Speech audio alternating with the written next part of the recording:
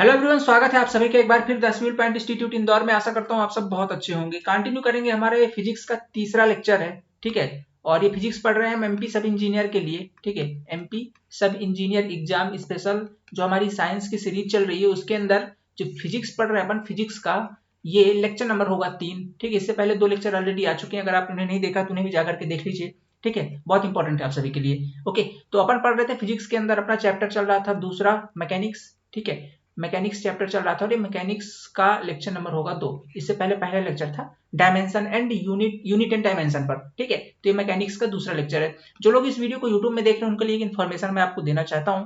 अगर आप complete course चाहते हैं, एमपी सब इंजीनियर की अच्छे तरीके से तैयारी करना चाहते हैं, ओके, अगर आप एमपी सब इंजीनियर की अच्छे तरीके से तैयारी करना चाहते हैं और किसी प्रकार का स्टडी मटेरियल चाहते हैं, चाहे वो आपका प्रीवियस ईयर पेपर हो, ठीक है, प्रीवियस ईयर पेपर हो या बुक्स हो उसकी, ठीक है, बुक्स हो, या कि आपको नोट्स चाहिए या आपको कंप्लीट कोर्स चाहिए, जो कुछ भी आपको स्टडी मटेरियल अगर सब इंजीनियर से रिलेटेड चाहिए तो मिल जाएगा आपको हमारे द सिविल पॉइंट ऐप पर, ठीक है। द सिविल पॉइंट एप्लीकेशन के अंदर, तो आप इसे गूगल प्ले स्टोर से इंस्टॉल कर सकते हैं, ठीक है। गूगल प्ले स्टोर से the civil point app and the civil point का एंड्रॉइड एप्लीकेशन इंस्टॉल कर सकते हैं और यहाँ पर आपको कंप्लीट इन्फॉर्मेशन मिल जाएगी, कंप्लीट स्टडी मटेरियल मिल जाएगा। अगर आपको कोई डाउट है, कोई इन्फॉर्मेशन चाहिए तो आप ये नए दिए गए नंबर पर कॉल या व्हाट्सएप कर सकते हैं, ठीक है। 9340884849 इस पे आप कॉल या व्हाट्सएप करिए और जो भी आपको जानकारी चाहिए वो आप ले सकते हैं, ठीक है। अब चलिए कंटिन्यू करते हैं हम आज की क्लास के अंदर हम क्या कंटिन्यू करने वाले हैं। हम पढ़ने वाले फिजिक्स और फिजिक्स का ये तीसरा लेक्चर है, ठीक है। इससे पहले वाले 2 लेक्चर्स के अंदर हमने कुछ बेसिक चीजें कवर की थी। लास्ट लेक्चर में जब हम मैकेनिक्स कवर कर रहे थे, मैकेनिक्स हमने पढ़ा था, तो उसके अंदर, ठीक है, उसके अंदर जो, ठीक है, उसके अंदर जो हमने पढ़ा था, जो हम जहां पर हमने छोड़ा था वो हमने लास्ट में प्रोजेक्टाइल मोशन कंप्लीट करके छोड़ दिया था, ठीक है। प्रक्षेप गति हमने पढ़ी थी और उसके बाद फिर वहीं पर अपन ने एंड किया था लेक्चर को। आज वहीं से कंटिन्यू करेंगे और जो हमारा नया टॉपिक होगा आज का, ये टॉपिक है हमारा लॉ ऑफ मोशन, ठीक है। लॉ ऑफ मोशन, ठीक है, लॉ ऑफ मोशन, गति के नियम, ठीक है। किसके नियम? गति के नियम। ये तो आप जानते हैं, सबने इसे पढ़ा है, ठीक है। और ये बहुत इंपॉर्टेंट है क्योंकि ये तो जान है फिजिक्स की, ठीक है, क्योंकि बहुत ही ज्यादा इंपॉर्टेंट, इससे तो क्वेश्चन 100% पूछे ही जाते हैं, ठीक है। तो लॉ ऑफ मोशन से कैसे क्वेश्चन पूछे जाएंगे, पहले तो इन्हें समझना होगा, फिर इनके कुछ एप्लीकेशन से भी क्वेश्चन पूछे जाते हैं, ओके, वो इंपॉर्टेंट है। तो पहले तो समझ लेते हैं कि लॉ ऑफ मोशन क्या होता है। देखिए हुआ क्या था, सन 1687 की बात है, ठीक है।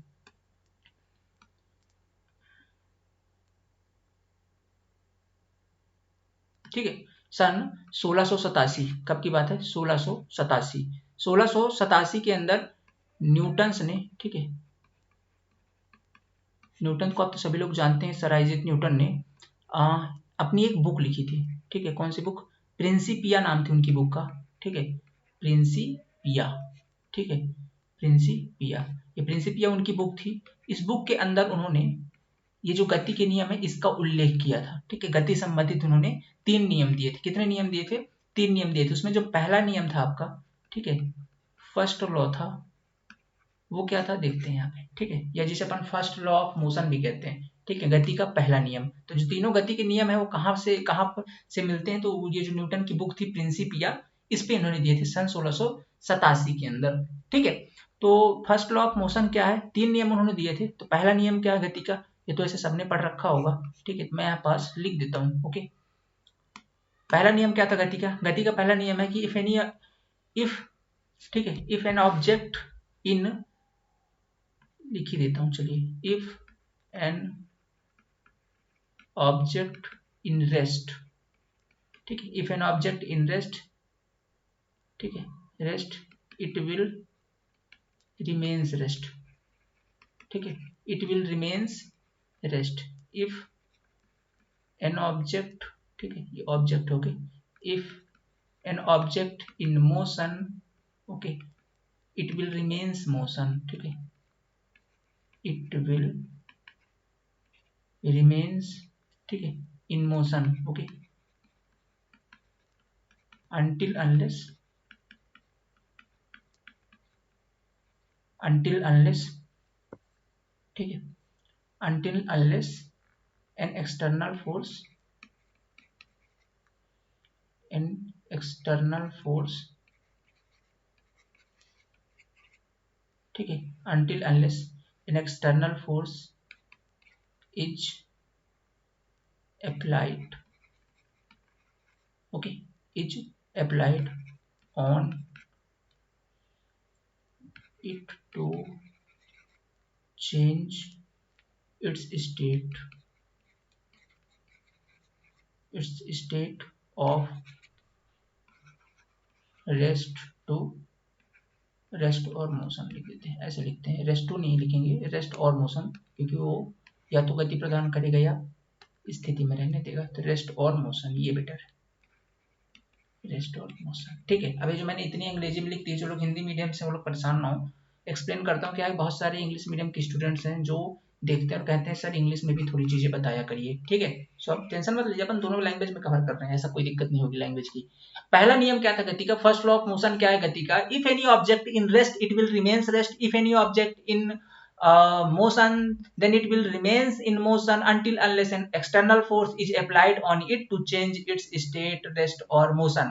ठीक है, कहने का मतलब ये है कि यदि कोई वस्तु स्थायी अवस्था में है तो वह स्थायी ही रहेगी, जिसे अपन विरामावस्था बोलते हैं। यदि कोई वस्तु विरामावस्था में है तो विरामावस्था में ही रहेगी, यदि कोई गति कर रही है या गतिशील अवस्था में है तो वो गतिशील अवस्था में ही रहेगी, जबकि उस पर कोई बाह्य बल आरोपित ना किया जाए।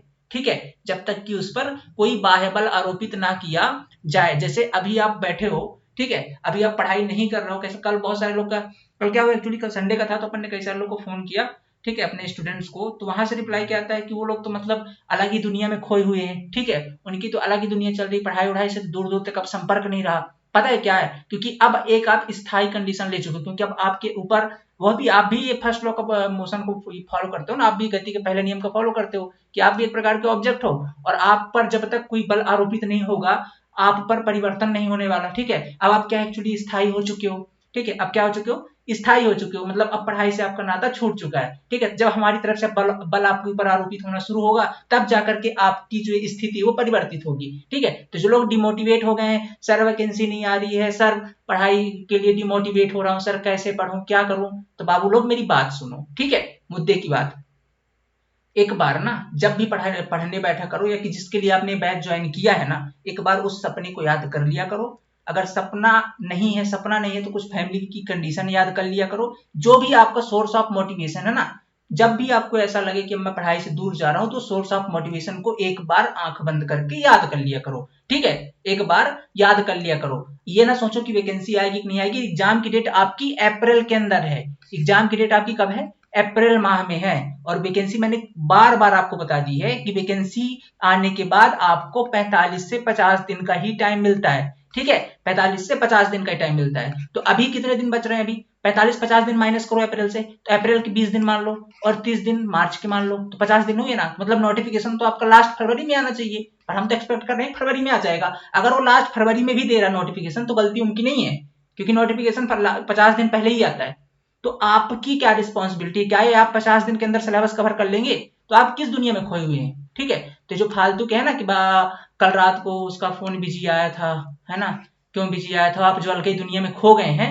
ठीक है, निकलिए उन चीजों से, है कि नहीं। बहुत सारे ऐसे स्टूडेंट, कल हमको तो लग रहा था सब बढ़िया तरीके से आप पढ़ाई कर रहे हो, हम अपने स्टडी मटेरियल पे बिजी हो गए थे बनाने में। कल जब हम लोगों ने सबको फॉलो बैक लिया तब पता चला जा करके ये तो सब अलग दुनिया में खोए हैं, पढ़ाई से तो इनका दूर दूर तक रिश्ते, है ना, नाता रिश्ता खत्म हो गया है। बाबू लोग देखो ऐसा है, ठीक है, अब तो आपके पास प्रॉपर कॉल जाएगा हमारा। ठीक है, अब तो जाएगा ही, बट ये कि अब आपको कहीं पर भी कोई प्रॉब्लम जाए, ठीक है, आप कॉल बैक करिए, और अब ना लेट नहीं करना है। हुआ जो हुआ, टाइम पे लग जाइए, पढ़ाई करिए। ठीक है, यही टाइम पढ़ाई करने का, आपको बिल्कुल भी देर नहीं करनी है। ओके, तो जो आपका मोटिवेशन डाउन हो रहा है ना पेपर टाइम पे, बहुत गलत बात है। ठीक है, बहुत गलत बात है। जो भी आपकी समस्याएं है उसे दूर करिए, हर समस्या का समाधान है। ठीक है, निपटिए उनसे और लग जाइए पढ़ाई के अंदर। ठीक है, इस टाइम पे डिमोटिवेट होने से काम नहीं चलने वाला। ओके, सर मेरा डिमोटिवेशन डाउन हो गया। अरे किस बात का मोटिवेशन डाउन हो गया है, गर्लफ्रेंड छोड़ के चली गई, इससे तो और ज्यादा मोटिवेट हो जाओ, है ना, वो तो बहुत अच्छी मोटिवेशन की बात है कि नहीं। मेरा इंतकाम देखेगी वाला गाना सुनो 4-5 बार, मोटिवेट हो जाओ, है कि नहीं। तो समझ रहे हो ना, जो भी मोटिवेशन है आपका, उस सोर्स ऑफ मोटिवेशन को याद करिए और लग जाइए पढ़ाई के अंदर। ठीक, ये टाइम नहीं होता है। तो चलिए देखते हैं फर्स्ट लॉ ऑफ मोशन क्या है आपका।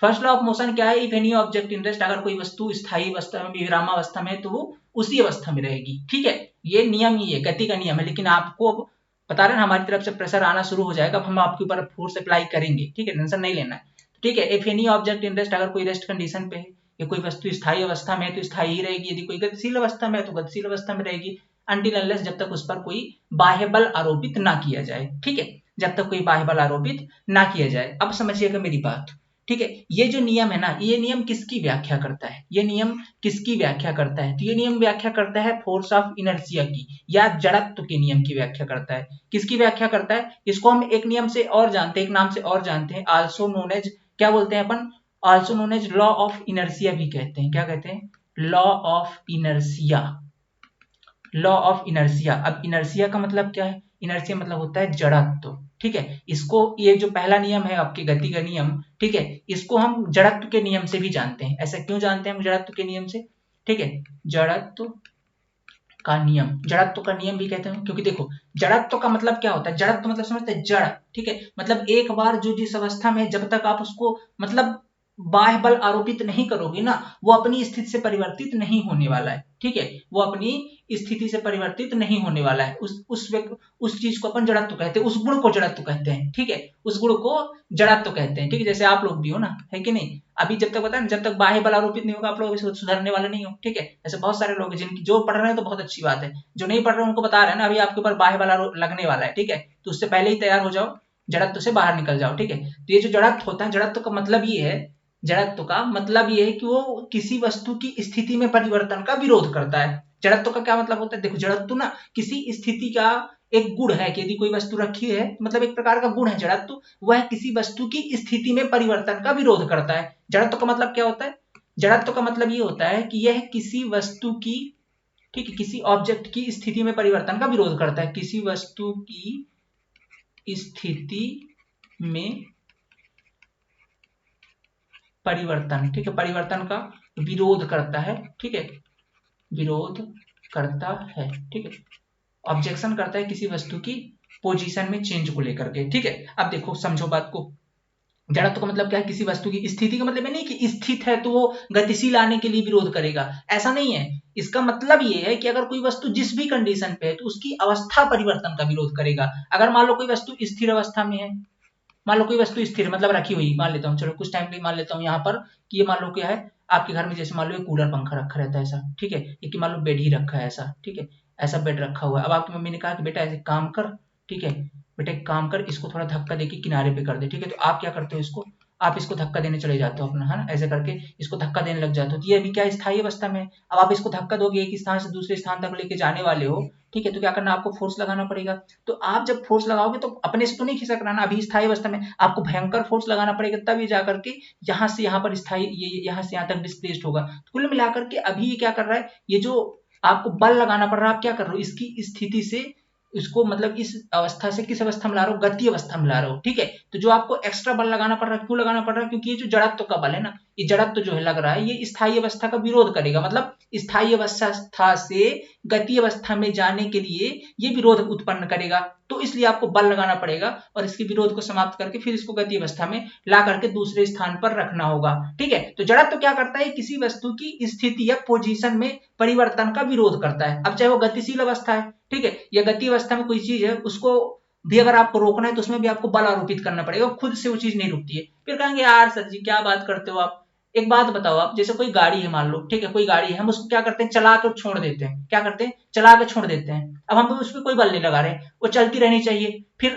आपके हिसाब से तो ये जो नियम है, फर्स्ट लॉ के नियम है, जो गति का पहला नियम है, उसके हिसाब से जो वस्तु गतिशील है वो गतिशील ही रहेगी। तो हमने किसी गाड़ी को चलाया और छोड़ दिया, तो फिर वो जाकर के कुछ टाइम बाद रुक क्यों जाती है, आपका नियम गलत कैसे हो गया। तो बाबू बात सुनो, वहां पर नियम गलत नहीं हुआ, ठीक है, वहां पे आपका कॉन्सेप्ट गड़बड़ है।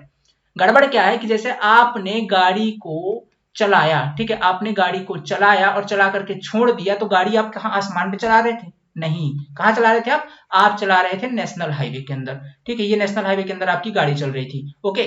जब ये नेशनल हाईवे के अंदर आपकी गाड़ी चल रही थी, तो ये जो इसका जो पहिया है ना, ठीक है, इसका जो पहिया है, ये पहिया और इस सड़क के बीच में लग रहा था एक बल, जिसको कहते हैं हम फ्रिक्शन फोर्स। क्या कहते हैं, फ्रिक्शन फोर्स। आगे पढ़ेंगे, इसको कहते हैं हम घर्षण बल। क्या कहते हैं, घर्षण बल, जब भी कोई एक सतह दूसरे सतह के संपर्क में आएगी तो वहां पर रोल आएगा फ्रिक्शन फोर्स का, यानी घर्षण बल का। तो जब ये इसके चक्के इस रोड पे चल रहे थे तो इनके बीच क्या लग रहा था, फ्रिक्शन लग रहा था, ठीक है। और ये जब आपने जब इसको चला करके छोड़ दिया, ठीक है, आपने इसको चला करके छोड़ दिया तो अब इसकी सतह के बीच, अब देखो फ्रिक्शन हमेशा अपोजिट करता है, ठीक है, गति को अपोजिट कर, गति के अपोजिट टाइम पे लगता है, ठीक है, अपोजिट डायरेक्शन पे। तो जैसे ये गति कर रही थी इधर साइड, तो इसके चक्के के बीच क्या लग रहा था, फ्रिक्शन, जो इसकी गति का विरोध करने लग गया कि भाई सब तू रुक जा, ठीक है, तो रुक जा, गति क्यों कर रहा है। तो ये जो धीरे धीरे, अब चूंकि अचानक नहीं रुकती, फिर धीरे धीरे जाकर के, क्योंकि फ्रिक्शन फोर्स अप्लाई होता रहता है, धीरे धीरे जाकर के फ्रिक्शन फोर्स के कारण ये आपकी गाड़ी रुक जाती है। तो यहां पर भी एक प्रकार का फोर्स अप्लाई हो रहा था, वो है आपका फ्रिक्शन फोर्स, इसलिए ये वस्तु रुक गई, ठीक है। बात समझ में आई कि नहीं आई, ठीक है, कॉन्सेप्ट क्लियर हो गया ना। तो दो प्रकार के होते हैं। तो अगर किसी वस्तु की स्थिति में जो परिवर्तन का विरोध करता है, ठीक है, स्थिति की या उसकी पोजीशन में चेंज का विरोध करता है, उस गुण को कहते हैं जड़त्व, ठीक है। तो ये जो आपका पहला नियम है, किसकी व्याख्या करता है, ये जड़त्व की व्याख्या करता है, इसीलिए पहले नियम को हम कहते हैं जड़त्व का नियम। न्यूटन की गति के पहले नियम को कहते हैं हम जड़त्व या इनर्शिया का नियम, ठीक है, इनर्शिया का नियम। ये बात आपको याद रखनी है, यहां तक कोई दिक्कत नहीं ना। क्योंकि अब ये भी समझ में आ गया क्यों करता है, क्योंकि इसका नियम यही था ना कि यदि कोई वस्तु स्थिर है तो स्थिर रहेगा, गतिशील है तो गतिशील रहेगा, और ये गुण क्या कहलाते हैं, गुण जड़त्व है। तो नियम किसका हो गया, जड़त्व का नियम हो गया। क्लियर, डाउट, कोई दिक्कत नहीं, ठीक है। अब समझ लिया आपने। अब जड़त्व होता कितने प्रकार का, ये भी समझना जरूरी है, ठीक है। तो देखो जड़त्व ना तीन प्रकार का होता है। कितने प्रकार का होता है, जो जड़त्व है आपका, ठीक है, ये जड़त्व जो है, ठीक है, जड़त्व आपका तीन प्रकार का होता है, ठीक है। जड़त्व जो है तो तीन प्रकार का होता है। पहला कौन सा आपका, इसके उदाहरण बहुत ज्यादा इंपॉर्टेंट है, समझ लीजिएगा ध्यान से, ठीक। पहला जड़त्व होता है आपका गति अवस्था का जड़त्व, ठीक है, गति अवस्था का जड़त्व, गति अवस्था का जड़त्व, ठीक है। दूसरा होता है विराम अवस्था का जड़त्व, विरामावस्था का जड़त्व, ठीक है, विरामावस्था का जड़त्व। और तीसरा होता है आपका, ठीक है, तीसरा होता है ठीक है, तीसरा होता है विराम जड़त्व हो गया, गति अवस्था का जड़त्व हो गया, और तीसरा होता है आपका दिशा का जड़त्व, ठीक है, या दिशा जड़त्व जिसे कहते हैं, क्या कहते हैं, दिशा जड़त्व, ठीक है, तीसरा जड़त्व। तो तीन प्रकार के जड़त्व होते हैं, एक तो गति अवस्था का जड़त्व, दूसरा विरामावस्था का जड़त्व। विरामावस्था जड़त्व का मतलब क्या है, यदि कोई वस्तु विरामावस्था में है और आप उसे गति अवस्था में लाना चाहते हो, तो जो वहां पास बल कार्य कर रहा होगा, ठीक है, उसके खिलाफ आप उसको गति अवस्था में लाना चाहते हो, तो वहां पे एक बल कार्य करेगा जो उसको गति अवस्था में नहीं आने देगा, नहीं आने देना चाहता है, जो ये बल कार्य कर रहा है उसे अपन जड़त्व कहते हैं। वो कौन सा जड़त्व होता है, वो आपका विरामावस्था का जड़त्व होता है, ठीक है।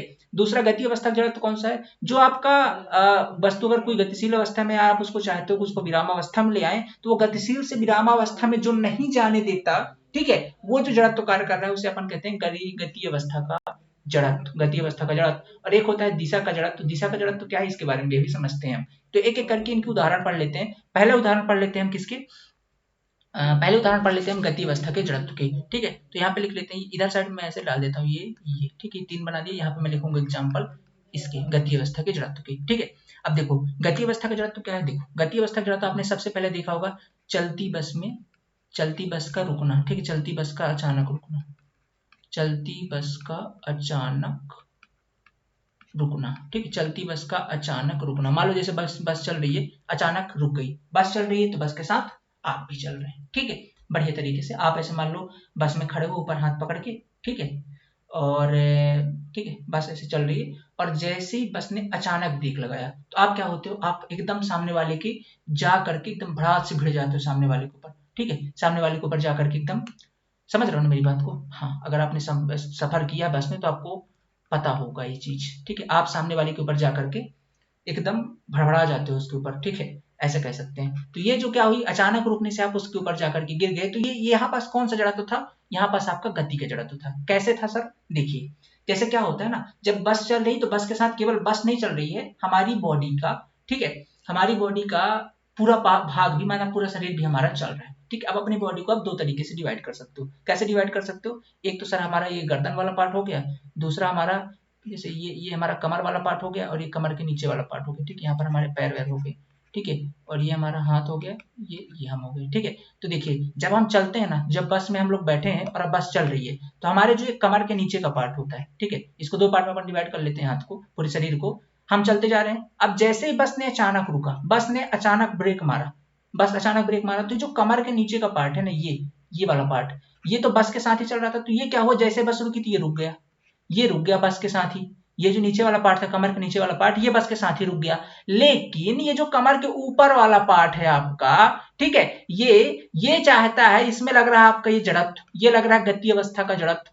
ये चाहता है कि भाई साहब मैं गतिशील हूं तो गतिशील ही रहना चाहता हूं, मैं गतिशील हूं तो गतिशील ही रहना चाहता हूं, ठीक है। तो ये क्या करेगा, ये बस जैसे जिस ओर बस चल रही थी ना, उस ओर फिर से चलने का प्रयास ही करेगा। तो आप भड़बड़ा जाओगे सामने वाले व्यक्ति के ऊपर, क्या हो जाओगे, ये सामने वाला व्यक्ति यहाँ पे बैठा हुआ है, इसके ऊपर आप क्या हो जाओगे, अचानक जाकर के गिर जाओगे भड़ास से, ठीक है ना। आप अचानक जाकर के इसके ऊपर क्या हो जाओगे, गिर जाओगे। तो क्या हुआ, यहाँ पास कौन सा बल कार्य कर रहा है, यहाँ पे गति अवस्था का जड़त्व है। जड़त्व मतलब कोई ऐसा जो आपको उसी पोजीशन पे रहने देता है, ठीक उसी पोजीशन पे। जैसे ये हमारी पूरी शरीर गति अवस्था में थी ना, तो हमने ब्रेक लगाने के बाद भी हम नहीं रुके, क्योंकि अभी स्थिति में परिवर्तन का विरोध करेगा ना, तभी तो जड़त्व है। तो हम लोग गति अवस्था में, तो हम गति अवस्था में ही रहना चाहते हैं, उसका विरोध कर रहा है, मतलब स्थिति अवस्था में आने का विरोध कर रहा है, ठीक है। तो वहां पे कौन सा जड़त्व होगा, गति अवस्था का जड़त्व होगा, समझ गए ना। नीचे वाला पार्ट आ जाता है, नीचे वाला सही है, ऊपर का जो पार्ट होता है ना, ये सीधा बोलता है कि मैं तो उसी अवस्था में चलता रहूंगा, मैं नहीं रुकने वाला, ठीक है। यहाँ पे लग रहा है गति अवस्था का जड़त्व, ठीक है। कॉन्सेप्ट क्लियर हो गया ना, इसलिए आप जाकर के सामने वाले के ऊपर गिर जाते हो। तो ये पहला उदाहरण होता है इसका। दूसरा उदाहरण समझ लीजिए, ठीक है, दूसरा उदाहरण समझ लीजिए। दूसरा क्या है, दूसरा क्या है, चलती गाड़ी से उतरना भी इसका उदाहरण ही है, ठीक है। चलती गाड़ी से उतरना, चलती गाड़ी से उतरना, ठीक है, चलती गाड़ी से उतरना। अब जैसे गाड़ी चल रही है, गाड़ी चल रही है, उसके साथ आप भी चल रहे हो, अब आप चाहते हो चलती गाड़ी से आप कूद जाओ, ठीक है, चलती गाड़ी से आप कूद जाओ। जैसे आप कूदोगे, छलांग लगाओगे नीचे, होगा क्या पता क्या है ना, आपके ये जो 32 के 32 है ना, ये अंदर चले जाएंगे, ठीक है, पता नहीं चलेंगे। फिर आप ये जो बोलते हो ना, मैं इतनी सुंदर हूं, मैं क्या करूं, फिर आप नहीं रहोगे, है ना। हाँ, ये सही जुगाड़ है ना। जो भी बोले ना मैं इतनी सुंदर हूँ क्या करूं, बोले बस से छलांग लगा दे, फिर नहीं रहेगी, है कि नहीं। देखो, तो चलती गाड़ी से अगर आप उतर रहे हो, ठीक है, चलती गाड़ी से अगर आप उतर रहे हो, बस चल रही, आप सीधे उतर गए, कूद गए, तो क्या होगा, आपका जो पूरा शरीर था वो क्या था, बस के साथ गतिशील अवस्था में था। बस के साथ क्या था, गतिशील अवस्था में था। आपकी पूरी बॉडी बस के साथ क्या थी, गतिशील अवस्था में थी। लेकिन आपने क्या किया, आप तुरंत छलांग लगाए और जाकर के स्थायी होना चाहते हो, बात गड़बड़ है ना। ये जड़ तो आपको पलटा देगा, ये जड़ तो आपका दांत मुंह एक कर देगा। क्यों, क्योंकि ये जड़ तो चाहता है कि भैया आप जिस अवस्था में रहें उसी अवस्था में रहें, मैं हूं यहां पर, ठीक है, मैं परिवर्तन नहीं होने दूंगा, ये जड़ तो चाहता है। पर आपने क्या किया, आप सोच रहे हैं कि भैया साहब बस चल गतिशील अवस्था में, गतिशील के साथ आप भी गतिशील अवस्था में, आपने सीधा छलांग लगाई और आप स्थायी हो गए। भाई अब स्थायी होने के बाद क्या हुआ, आप बस से उतरे और बस से यहाँ पे बस चल रही थी, बस से उतरे और आप एक जगह खड़े हो गए, तो आप गिर जाओगे। जैसे आप छलांग लगा के स्थायी होकर होना चाहते हो, तो आप क्या हो जाओगे, आप गिर जाओगे, हाथ पैर टूट जाएगा। लेकिन यहाँ पर किस केस में, क्योंकि आप अपना स्थिति का परिवर्तन करना चाहते हैं और आपकी रोक कौन रहा है, जड़त्व रोक रहा है। लेकिन अब अगर आप यहाँ पे एक काम करो, आपने बस से छलांग लगाई और बस के साथ जैसे उतरा ना, तो बस के साथ ऐसा कूदना नहीं है डायरेक्ट, बस के साथ ऐसे जिधर साइड बस चली उधर साइड चलते चलते लगा उतरे, फिर उधर साइड चलने लग जाओ, कुछ देर कुछ टाइम तक उतर के ऐसे हल्का हल्का दौड़ने लग जाओ। तो क्या कर रहे हो, आप शरीर को तुरंत स्टेबल नहीं कर रहे हो, थोड़ी टाइम बाद कर रहे हो, थोड़ी टाइम बाद कर रहे हो। तो आपने क्या किया, आपको शरीर जैसे बस में आपकी शरीर, जब आप बस में बैठे थे, मान लो ये बस था, ठीक है, आप बस के अंदर बैठे थे, तो बस के अंदर बैठे तो आपका शरीर गतिशील था। जब आपने नीचे उतरा तब भी आप दौड़ने लग गए, तो भी शरीर गतिशील है, तब कोई दिक्कत नहीं ना। जड़ा तो कहेगा बहुत बढ़िया, बहुत बढ़िया, शरीर अभी भी गतिशील है। फिर क्या करोगे, धीरे धीरे धीरे धीरे आपके पैर और जमीन के बीच में फ्रिक्शन लगेगा, आप दौड़ रहे हो ना, फ्रिक्शन लगेगा, फिर अपनी वेलोसिटी धीरे धीरे कम करोगे, फिर रुकोगे, तब कोई दिक्कत नहीं। हाँ बहुत सही, वो जो फ्रिक्शन फोर्स था ना, उसके कारण परिवर्तन हुआ है, तब सही है। लेकिन अचानक अगर कूदोगे ना, तो फिर समझ गया ना, वही हाल होगा, सब कुछ बराबर, ठीक है, मतलब दांत मुंह एक, ठीक है। तो इसलिए इसलिए ये समझ गए कि चलती गाड़ी से उतरना है तो डायरेक्टली छलांग नहीं मारना, वहां पर भी कौन सा काम करेगा, आपका गति अवस्था का जड़त्व कार्य करता है। दो उदाहरण समझ में आ गया ना, कोई दिक्कत नहीं होगी, ठीक है। तो ये तो होते हैं किसके, गति अवस्था के उदाहरण, समझ लीजिए इसको, गति अवस्था के उदाहरण, ओके। और भी बहुत सारे होते हैं, ज्यादा याद नहीं रखना, बस इतना ही पूछता है आपसे, इतना ही याद रख लो, दैट्स इट। अगले इसके अंदर पूछ लेना, इसके अंदर क्या चीज होती है, जैसे इसके अंदर बहुत सारी चीजें, इसके अंदर क्या है, ग्लास के ऊपर रखा सिक्का, ग्लास के ऊपर रखा सिक्का, ठीक है, ग्लास के ऊपर रखा सिक्का, सिक्का जानते हो ग्लास के ऊपर आप रख दो, जैसे मान लो ये आपकी ग्लास है, ये आपकी ग्लास है, और ग्लास के ऊपर क्या किया आपने, इसके ऊपर एक कोई कार्डबोर्ड रख दिया, ठीक है, कोई भी एक कार्टून का कुछ ऐसे तख्ती टाइप का रख दिया पतला सा, ये लो मान लो ऐसे आपने इसके ऊपर ऐसे जमा दिया, ठीक है। अब क्या किया, इसके ऊपर आपने एक सिक्का रख दिया, इसके ऊपर क्या किया आपने, ऐसा आपने किया होगा ना इसको, ये तो प्रयोग होता है एक्चुअली में, आपने किया होगा अपने फिजिक्स में, और यहाँ पे आपने सिक्का रख दिया। अब क्या करना है आपको पता है, अभी सब कुछ स्थायी है ना, सब कुछ स्थायी है, क्या करना है, सड़ाक से खींचिए इसको बहुत स्पीड से, ये जो गत्ता लगा हुआ है ना, ये जो आपने कागज रखा हुआ है, ठीक है, ग्लास के ऊपर, इसको आप साए से खींच लीजिए, एकदम खींचिए वेलोसिटी के साथ, तो क्या होगा पता है, ये जो है ना, ये गत्ता यहाँ से निकल जाएगा और सिक्का कहाँ गिरेगा, ग्लास के अंदर, इसके साथ नहीं जाएगा, पर बहुत वेलोसिटी के साथ खींचना है, ऐसा नहीं कि धीरे धीरे आराम से, है ना, गाना गाते हुए, वैसे नहीं, एकदम साए से खींचना है। ये जो ग्लास है, सिक्का है, सीधा ग्लास के अंदर जाएगा, पता है क्यों, इसलिए क्योंकि अभी सिक्का स्थायी है, अभी ये जो गत्ता इसलिए ये भी स्थायी है, ठीक है, दोनों के अंदर स्थायी अवस्था का जड़त्व लगा हुआ है, ठीक है। अब अचानक आपने किया आपने इस गत्ते को साए से खींच लिया, जैसे खींचा तो ये तो जुड़ा हुआ था, इसी पर आपने फोर्स लगाया, ये तो गति अवस्था में आ गया, ये तो गति अवस्था में आ गया, क्या, ये जो गत्ता है ये गति अवस्था में आ गया, लेकिन इसके ऊपर रखा हुआ सिक्का इस पर अभी भी स्थायी अवस्था या विरामावस्था का जड़त्व कार्य करेगा, ये कहेगा कि मैं अपनी स्थिति में परिवर्तन नहीं करूंगा, मतलब कौन सा बल कार्य करेगा, विरामावस्था का जड़त्व, ठीक है। तो ये तो यहां से निकल के चला जाएगा, और इस पर अभी भी जड़त्व लगा है, तो सीधा नीचे गिरेगा इसके अंदर, ठीक है, सीधा नीचे गिरेगा गिलास के अंदर। तो ये पहला एग्जाम्पल है, चीजें समझ में आ गई आई थिंक। दूसरा एग्जाम्पल है इसका, जैसे कंबल, आपने कंबल झटकारा होगा कभी, या कि ठीक है, ठीक है, या कि एक उदाहरण और ले लेते हैं, खड़ी बस के अंदर, ठीक है, बस मान लो खड़ी है, ठीक है, बस मान लो खड़ी है, और आप जा करके बैठ गए बस के अंदर, मान लो यहाँ पर आप खड़े हो, बैठ जाओगे तो भी लगता है वैसे धक्का, तो आप मान लो खड़े हो, ठीक है, आप खड़े हो यहाँ पर, अब बस क्या आपने ऐसे ऐसे कोई पोल पकड़ रखा है, ऊपर पकड़ रखा है, नहीं भी पकड़ा मान लो, ठीक है, नहीं पकड़ा, ऐसे खड़े हो एकदम हीरो टाइप का, बस क्या हुआ, स्टार्ट हुई और अचानक चल दी, सीधा चल दी, तो क्या होगा, सीधे चल दी तो आप कहाँ जाओगे, आप जाओगे पीछे की ओर, आप गिर जाओगे पीछे की ओर। अब ऐसा क्यों होता है सर, ऐसा इसलिए होता है क्योंकि देखो बाबू, होता इसलिए क्योंकि ये बस ना अभी स्थायी अवस्था में थी, बस अभी क्या थी, बस अभी विरामावस्था में थी या स्थायी थी, ठीक है, इसके ऊपर आप खड़े थे तो आप भी स्थायी थे, ये भी बात सही है, ठीक है, पर हुआ क्या ना, आप फिर से अपने शरीर को दो भाग में डिवाइड कर लीजिए, ठीक है, ये आपके कमर के नीचे का जो पोर्शन है, ठीक है, ये तो जो बस की एक्टिविटी होगी उसके साथ ही करने लग जाएगा, कोई दिक्कत नहीं है, मतलब अगर बस चलने लग गई, ठीक है, बस अचानक गतिशील अवस्था में आ गई, तो ये जो आपका नीचे कमर का नीचे का भाग है ये भी तुरंत चलने लग जाएगा, मतलब गति अवस्था में आ जाएगा, ठीक है, लेकिन जो एक कमर का ऊपर का भाग है इस पे लगेगा आपका विरामावस्था का जड़त्व, क्योंकि अभी तक तो स्थायी थे साहब, अचानक गाड़ी चलने लग गई तो कमर के नीचे का भाग तो गतिशील अवस्था में आ गया, ये जो ऊपर का भाग है, ये जो ऊपर का भाग है ये तुरंत गतिशील अवस्था में नहीं आ पाता, क्योंकि इस पे लग रहा है विरामावस्था का जड़त्व, और इसके कारण ये अभी भी कहां रहना चाहता है, स्थायी ही रहना चाहता है। अब चूंकि बस तो खसक गई आगे और ये रहना चाहता है स्थायी, तो ये गिरेगा पीछे की ओर, वैसे बस खिसका ले तो पीछे की ओर गिरेगा, ठीक है, इसलिए आप पीछे की ओर गिर जाते हो। यहां पर भी कौन सा लगता है, यहां पर भी आपका स्थायी अवस्था का जड़त्व लगता है, ठीक है। तीसरा उदाहरण इसका देख लीजिए, तीसरा आप अगर जामुन खाए हैं, चलिए जामुन नहीं छोड़िए, आपने कंबल, ठीक है, आपके घर में कोई कंबल होगी, ठीक है, कंबल कंबल है, ठीक है, कंबल है, अब कंबल में मान लीजिए बहुत सारे कंकड़ लगे हुए हैं, ठीक है, बहुत सारे कंकड़ लगे हुए हैं, अब आपने क्या किया, कंबल को एक ऐसे रस्सी थी इसके अंदर ऐसे डाल दिया, ठीक है, ये कंबल थी, ये रस्सी मान लीजिए ऐसे फंसी हुई थी, इसके अंदर आपने कंबल को डाल दिया, ठीक, इसके अंदर मान लीजिए आपने कंबल को डाल दिया, ठीक, ये लीजिए, ऐसे मान लीजिए कंबल है, इसको आपने इधर डाल दिया, ओके।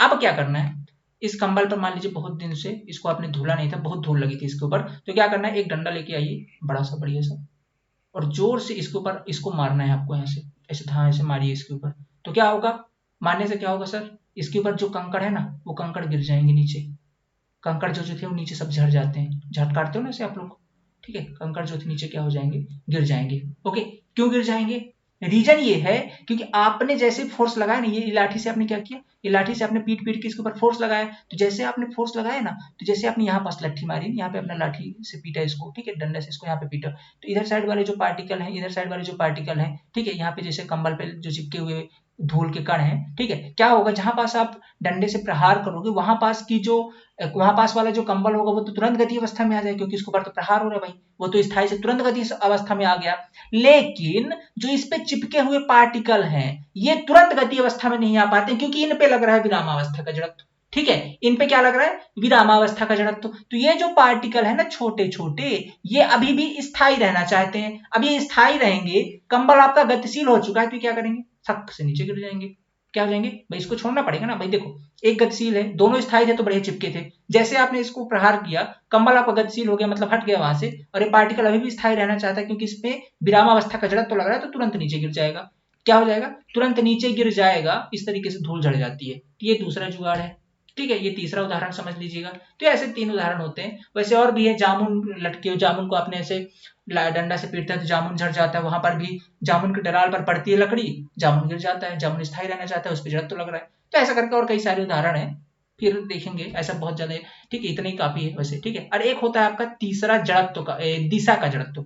क्या है, तीसरा आपका है दिशा का जड़त्व। ठीक है, कौन सा है, दिशा का जड़त्व। दिशा का जड़त्व क्या होता है, ये लगता है आपका सेंट्रीपिटल फोर्स में। कहाँ पे लगता है, अभी इसको चूंकि हमने पढ़ाया नहीं सेंट्रीपिटल फोर्स, इसको मैं भी पढ़ाऊंगा आपको। ठीक है, तो आपको घबराना नहीं, ऐसे आपने सुन रखा होगा, अपकेंद्री बल का नाम सुना, अपकेंद्री नहीं, अभिकेंद्री बल। ठीक है, अभिकेंद्री बल। ठीक है, कौन से बल में, अभिकेंद्री बल में। ठीक है, ये देखो क्या होता है अभिकेंद्री बल, इसमें ये है कि अपनी दिशा में परिवर्तन का विरोध करता है, अपनी दिशा परिवर्तन का विरोध करता है। जैसे मान लो ये कोई पॉइंट है, इसके चारों तरफ कोई सर्कल है, क्या है, कोई सर्कल है। ओके, अब क्या है कि इस एक वृत्ताकार मार्ग में, एक सर्कुलर पाथ है, एक वृत्ताकार मार्ग है, और इस मार्ग में कोई ऑब्जेक्ट है, क्या है, कोई ऑब्जेक्ट है, कोई वस्तु है, कोई व्यक्ति है जो गति कर रहा है लगातार ऐसे, इस पे क्या कर रहा है, गति कर रहा है। तो आप जानते हैं जब भी कोई वृत्ताकार पाथ में गति करेगा तो अंदर की ओर एक बल लगेगा, जिसको अपन कहते हैं अभिकेंद्री बल। क्या कहते हैं, अभिकेंद्री बल। तो एक बात आप जानते हो, जैसे यहाँ पास पहुंचेगा ना, यहाँ पास, तो क्या है कि ये हमेशा अपनी दिशा में परिवर्तन का विरोध करता है, दिशा में परिवर्तन का विरोध करता है। तो जैसे इधर जाएगा ना, तो कहाँ जाना चाहेगा, ऐसे जाना चाहेगा, लेकिन ये अभिकेंद्री बल कारण इसको मुड़ना होगा इधर की ओर। फिर जैसे यहाँ पे पहुंचेगा तो इधर जाना चाहेगा, फिर इधर जाना चाहेगा, फिर इधर जाना चाहेगा, मतलब ये सीधा ही गति करना चाहता है ऐसे। तो इसको क्या क्या बार बार इधर से मुड़ करके इधर आना पड़ता है। ठीक है, फिर से यहाँ पे जाना चाहता है, फिर यहाँ पे मुड़ना पड़ता है, किस कारण, इस अभिकेंद्री बल के कारण। फिर यहाँ पे जैसे यहाँ पे पहुंचा, ये इधर जाना चाहता है, ये इधर जाना चाहता है। ठीक है, तो क्या है, इसमें दिशा परिवर्तन का थोड़ा विरोध करता है, लेकिन ये अभिकेंद्री बल लाके इसको खींच के मोड़ देता है कि नहीं, अभिकेंद्री बल के कारण। ओके, तो ये क्या है, इस सर्कल में गति करता है, तो बार बार अपनी दिशा परिवर्तन का विरोध करता है। ठीक है, तो इसी दिशा परिवर्तन के विरोध के कारण यहाँ पर एक्चुअली त्वरण भी उत्पन्न होता है, अपन ने इसको पढ़ाया भी था ना त्वरित गति के अंदर। तो जो सर्कुलर गति होती है, एक प्रकार की त्वरित गति होती है। ओके, इसी के कारण यहाँ पर क्या होता है, त्वरण उत्पन्न होता है। तो ये जो विरोध करता है दिशा परिवर्तन का, इसे कहते हैं अपन, यहाँ पे जो बल लग रहा है इसे कहते हैं हम दिशा का जड़त्व। क्या कहते हैं, दिशा का जड़त्व। ठीक है, दिशा का जड़त्व। ओके, तो 3 प्रकार के जड़त्व होते हैं माय डियर, आपको याद रखने हैं। ओके, 3 प्रकार के जड़त्व होते हैं और इनके उदाहरण अपन ने एक्सप्लेन कर दिए। तो ये था पहला नियम न्यूटन का। ठीक है, न्यूटन का पहला नियम है, और किसकी व्याख्या करता है, इनर्शिया की, फोर्स ऑफ इनर्शिया या जड़त्व के नियम की, या लॉ ऑफ इनर्शिया की। ठीक है, तो याद रखना है। ओके, यही इसके उदाहरण है। ओके, अब चलेंगे हम अगले नियम की ओर, और अगला नियम है हमारा गति का दूसरा नियम। ठीक है, गति का दूसरा नियम। ठीक है, तो चलिए गति के दूसरे नियम की ओर बढ़ते हैं। ओके, तो गति का दूसरा नियम क्या है, गति का सेकंड लॉ ऑफ मोशन। ठीक है, सेकंड लॉ ऑफ मोशन। क्या है second law of motion, second law of motion. ठीक है, गति का दूसरा नियम। ठीक है, गति का दूसरा नियम, ये क्या होता है, गति के दूसरे नियम के अनुसार किसी वस्तु में, ठीक है, संवेग परिवर्तन की दर उस पे लगाए गए बल के समानुपाती होती है। ये कहा था न्यूटन साहब ने। ठीक है, क्या कहा था कि rate of change of angular deformation is directly proportional to the applied force. ठीक है, क्या कहा था, लिख देता हूं मैं यहाँ पे। ठीक है, rate of change of angular deformation, ठीक है, rate of change of angular deformation actually momentum. ठीक है, rate of change of momentum. ठीक है, मोमेंटम संवेग परिवर्तन की दर। Okay, momentum. ठीक है, rate of change of momentum, ठीक है, इज डायरेक्टली प्रोपोर्शनल टू किसके, अप्लाइड फोर्स, अप्लाइड फोर्स, या एफ को अपन डिनोट करते हैं तो एफ से बोल सकते हैं। तो ये था नियम, सिंपली याद रखना है आपको। ठीक है, ये आपको नियम, क्योंकि डिफिनेशन तो कहीं आपसे पूछी नहीं जाएगी। ओके, तो यही याद रखना है बस, सिंपली यही था कि rate of change of momentum is directly proportional to applied force, या इसको अपन ऐसे भी लिखते हैं, F is directly proportional to, अगर हिंदी में लिख देता हूँ इसको, चलो, किसी वस्तु पर किसी वस्तु में संवेग परिवर्तन की दर उस पर लगाए गए बल के समानुपाती होती है। ये हिंदी में डिफिनेशन लिख लीजिएगा। किसी वस्तु में संवेग परिवर्तन की दर उस पर लगाए गए बल के समानुपाती होती है। Rate of change of momentum is directly proportional to applied force. ठीक है, तो बल के समानुपाती होती है, लगाए गए बल की। तो बल का मान लेता हूँ कितना है, F है। ये डायरेक्टली प्रोपोर्शनल किसकी, संवेग परिवर्तन की दर की। ठीक है, rate of change of momentum, संवेग परिवर्तन की दर। ठीक है, संवेग परिवर्तन की दर। अब समझते हैं इसको थोड़ा सा और डिटेल में। देखिए, ये बताइए मुझे, ये जो बल है, ठीक है, ये जो बल है, बल को डिनोट करते हैं F से। ठीक है, इज डायरेक्टली प्रोपोर्शनल टू संवेग परिवर्तन की दर। क्या है, संवेग परिवर्तन की दर। तो अगर मैं संवेग को बोलता हूं P, ठीक है, संवेग को क्या बोलता हूं, मैं डिनोट करता हूं P से। अब इसमें परिवर्तन की दर मतलब क्या होता है, फाइनल संवेग माइनस इनिशियल संवेग। तो फाइनल को दिखाता हूं PF से और इनिशियल को दिखाता हूं PI से। ठीक है, PI से, और विथ रिस्पेक्ट टू, अगर अपने को कोई चेंज निकालना होता है तो निकालते हैं टाइम के रिस्पेक्ट में, तो विथ रिस्पेक्ट टू T। ठीक है, समझ गए, यहां तक नहीं आया समझ में। देखो, कभी भी आप देखा, आपने त्वरण निकाला, एक्सेलरेशन निकाला, तो कैसे निकाला, फाइनल वेलोसिटी, ये निकाला ना, अंतिम वेग माइनस प्रारंभिक वेग बटे टाइम, यही ना था त्वरण। तो ऐसे संवेग के अंदर होगा अंतिम संवेग माइनस प्रारंभिक संवेग बटे त्वरण बटे समय, यही ना होगा। तो वहीं पे मैंने लिखा है final momentum minus initial momentum with respect to time. ठीक, अब देखो, संवेग बराबर क्या होता है, संवेग को यहाँ पे लिख देते हैं अपन। संवेग बराबर क्या होता है, P इक्वल टू क्या होता है, एम भी। संवेग मतलब क्या होता है, संवेग इक्वल टू होता है द्रव्यमान गुणे वेग। ठीक है, द्रव्यमान गुणे वेग को हम क्या कहते हैं, संवेग। क्या कहते हैं, संवेग कहते हैं। तो मैं यहाँ पे लिख सकता हूँ ना, P की जगह पे क्या एम भी लिख सकता हूँ। ठीक है, एम भी लिख सकता हूँ, तो यहाँ पे मैं लिख देता हूँ F is directly proportional to, P की जगह में क्या रख दूंगा, एम भी। तो एम भी माइनस ये PI की जगह में क्या रख सकता हूँ मैं, एम यू रख सकता हूँ। ठीक है, पीआई की जगह में क्या रख सकता हूं मैं, एम यू क्या है, यू क्या है, यू इनिशियल वेलोसिटी है ना, यू होती है ना इनिशियल वेलोसिटी। ठीक है, तो यहाँ पास जब मैं प्रारंभिक संवेग लूंगा तो उसके अंदर यू आ जाएगा, प्रारंभिक वाला। ठीक है, इनिशियल वेलोसिटी आ जाएगी, और बटे के क्या लिख दूंगा यहाँ पर मैं, टी। तो F is directly proportional to M, यहाँ से दोनों जगह एम है तो कॉमन ले लेते हैं, एम कॉमन लेंगे तो आ जाएगा भी माइनस यू और बटे का टी।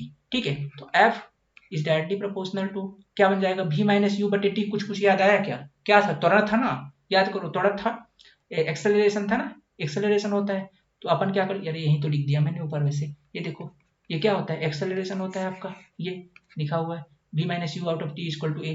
तो क्या हो जाएगा, ये f बराबर m, v minus u out of t क्या हो गया, ए। तो f is directly proportional to m a. और अगर मैं ये प्रोपोर्शनलिटी के चिन्ह हटाता हूं तो यहाँ पर कोई ना कोई कांस्टेंट वैल्यू आएगी।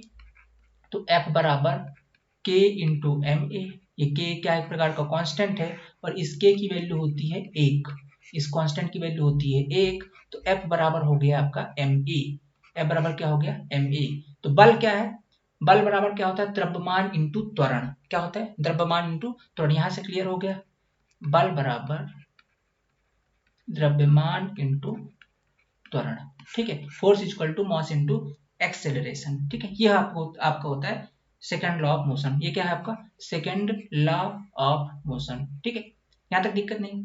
ओके, अब देखिए सेकंड लॉ ऑफ मोशन के अंदर क्या बात कही गई, ये किसकी व्याख्या करता है, ये ज्यादा इंपॉर्टेंट है। ठीक है, ये किसकी बारे में व्याख्या करता है, तो ये बताता है बल के बारे में। किसके बारे में, बल के बारे में। तो जो बल की परिभाषा निकल कर आती है ना, वो बल की जो परिभाषा निकल कर आती है वो किससे निकल कर आती है, वो second law of Newton, Newton के सेकंड नियम से ही, गति के दूसरे नियम से ही निकल कर आती है। अब बोले सर कैसे निकल कर आई, तो देखो इससे आपको ये समझ में आ रहा है कि बल ही वह कारक है।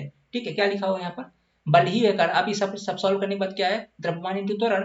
तो बल ही वह कारक है जो m द्रव्यमान की वस्तु में a का त्वरण उत्पन्न कर दे। ठीक है, a का त्वरण उत्पन्न कर दे, ये बल की परिभाषा होती है कि बल वह कारक है जो किसी वस्तु में या किसी m द्रव्यमान की वस्तु में a का त्वरण उत्पन्न कर दे। ठीक है, a का त्वरण उत्पन्न कर दे। अब देखो समझो यहाँ पे बात को, m हमेशा कांस्टेंट होता है, द्रव्यमान किसी भी वस्तु का हमेशा नियत होता है या निश्चित होता है या कांस्टेंट होता है। तो उत्पन्न क्या करता है, त्वरण। तो अगर आप किसी वस्तु पे बल लगा रहे हैं ना, अगर आप उस पे बल लगा करके उसको गतिशील करना चाहते हैं, या आप उसको गतिशील है तो स्थायी करना चाहते हैं, कुछ भी अगर आप बल लगा करके करना चाहते हैं, मान लीजिए कोई वस्तु स्थायी, उसको आप धक्का देकर के गतिशील अवस्था में लाना चाहते हैं, तो आपको क्या लगाना पड़ेगा, आप उस वस्तु एम वस्तु में ए का त्वरण उत्पन्न करेंगे। क्या करेंगे, ए का त्वरण उत्पन्न करेंगे तो आपका बल लगेगा। ठीक है, क्या लगेगा, बल लगेगा। जैसे मान लो वो वस्तु अभी क्या है, इनिशियल पॉइंट पर है, तो उसकी इनिशियल वेलोसिटी यू क्या है, 0 है। आपने क्या किया, आपने उस पर बल लगाया और आपने उसकी यू से बढ़ा करके आप कहां पे लेकर गए, आपने उसको 10 मीटर पर सेकंड तक पहुंचा दिया। मतलब उसकी जो भी थी, भी को आपने पहुंचा दिया 10 मीटर पर सेकंड पे, टाइम के रिस्पेक्ट में। ठीक है, तो आपने क्या किया, आपने उस पर कितने का त्वरण उत्पन्न कर दिया, 10 माइनस 0, और कितने सेकंड के अंदर, मान लीजिए आपने 5 सेकंड के अंदर किया है, तो मतलब आपने उसके अंदर 5 मीटर स्क्वायर पर सेकंड। ठीक है, 5 मीटर, ठीक है, बी माइनस यू, हाँ ठीक है, 5 मीटर स्क्वायर पर सेकंड का, ठीक है, 5 मीटर स्क्वायर पर सेकंड का त्वरण उत्पन्न कर दिया। ठीक है, 5 दूना 10, 2 मीटर स्क्वायर का, ठीक है, 2 मीटर स्क्वायर पर सेकंड का आपने इसके अंदर त्वरण उत्पन्न कर दिया। क्या कर दिया, 2 मीटर स्क्वायर पर सेकंड का त्वरण उत्पन्न कर दिया। ठीक है, क्या कर दिया, अरे सॉरी, मैं यूनिट ही आपको एक्चुअली गलत बता रहा हूँ, मीटर पर सेकंड स्क्वायर। ठीक है, थोड़ी सी मिस्टेक होगी, मीटर पर सेकंड स्क्वायर। ठीक है, त्वरण की यूनिट क्या होती है, मीटर पर सेकंड स्क्वायर। ठीक है, तो आपने इसके अंदर 2 मीटर पर सेकंड स्क्वायर का त्वरण उत्पन्न कर दिया। कितने का, 2 मीटर पर सेकंड का, जिससे वो वस्तु गति करने लग गई। ठीक है, तो बल का मतलब क्या होता है, फोर्स ही वह कारक है जो किसी वस्तु में इतने का ए का त्वरण उत्पन्न कर दे, या एम द्रव्यमान की वस्तु में ए का त्वरण उत्पन्न कर देता है। ठीक है, ए का त्वरण उत्पन्न कर देता है तो वस्तु, ठीक है, समझ में आ गया। ओके, कोई दिक्कत नहीं।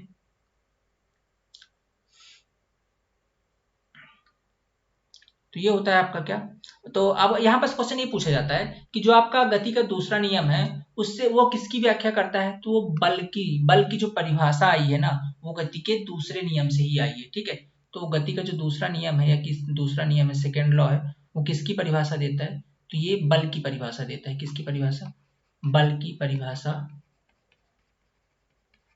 बल की परिभाषा देता है। ठीक है, डिफिनेशन ऑफ फोर्स कहाँ से मिले हमको, ये बहुत डाउट रहता है, बोलते सर ये पहले नियम से आया है, क्योंकि पहले नियम के अंदर भी है कि यदि कोई वस्तु स्थिर अवस्था में तो स्थिर रहेगी, गति में तो गति रहेगी, जब तक उस पर कोई बाह्य बल न लगाए। तो बाह्य बल ही वह कारक है जो किसी वस्तु को स्थायी वस्तु, तो वो थोड़ा सा ठीक है वहां से भी, लेकिन द्वितीय नियम से सब कुछ क्लियर हो रहा है। देखो आप यहाँ पास F बराबर है में कि m द्रव्यमान की वस्तु में A का त्वरण उत्पन्न कर दे। तो पहला नियम तो जड़त्व की व्याख्या कर रहा था, दूसरा नियम बता रहा है कि बल ही वो कारक है ना जो किसी में त्वरण उत्पन्न कर देता है, उसको गतिशील कर देता है, या उस पे अगर उसको रोक रहा है मान लो तो मंदन उत्पन्न कर देगा। त्वरण का ही दूसरा निगेटिव को मंदन बोलते हैं। तो कुल मिलाकर बात इतना है कि फोर्स वो कारक है जो किसी वस्तु की स्थिति में परिवर्तन कर सकता है।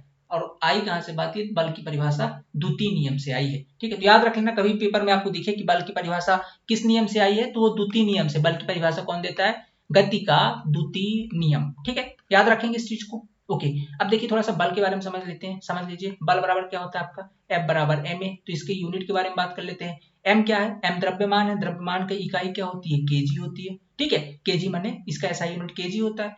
a का बात करते हैं, a त्वरण है, त्वरण की यूनिट क्या होती है, मीटर पर सेकंड स्क्वायर, मीटर पर सेकंड स्क्वायर। तो इसकी जो यूनिट बन गई F बराबर, F की यूनिट क्या हो जाती है आपकी, kg मीटर पर सेकंड स्क्वायर। ये इसकी कौन सी यूनिट है, इसकी mks यूनिट है। कौन सी यूनिट है, mks यूनिट। अच्छा, तो सर इसकी सीजीएस यूनिट भी होती होगी, हम कहते बिल्कुल होती है। एमकेएस भाई 3 प्रकार के आपने सिस्टम पढ़े ना, एमकेएस, सीजीएस, एफपीएस, फिर एसआई पे आए हैं। तो हम लोग एफपीएस पे तो ज्यादा ध्यान नहीं देते, ठीक है, ब्रिटिश का है, उस पर ज्यादा फोकस नहीं है। दो चीजें आपसे पूछी जाती है, एक तो आपका एमकेएस यूनिट और दूसरा पूछा जाता है आपसे सीजीएस यूनिट। तो सीजीएस यूनिट क्या होती है, बल की, तो बल की जो सीजीएस यूनिट है, केजी की जगह में क्या होता है सीजी में, भाई सीजी में क्या, केजी किसका है, द्रव्यमान का, तो द्रव्यमान का क्या यूज करते हैं, ग्राम, तो क्या हो जाएगा यहाँ पे ग्राम हो जाएगा। मीटर का क्या यूज करेंगे, मीटर का सेंटीमीटर, तो सेंटीमीटर हो जाएगा। और पर सेकंड का क्या यूज करेंगे, तो सेकंड, सेकंड स्क्वायर। ये इसकी सीजीएस, ग्राम सेंटीमीटर पर सेकंड स्क्वायर, ये इसकी सीजीएस यूनिट है। क्या है, सीजीएस यूनिट है। इसी को एक नाम और से जानते हैं, इसको एक नाम से और जानते हैं जिसको हम कहते हैं डायन।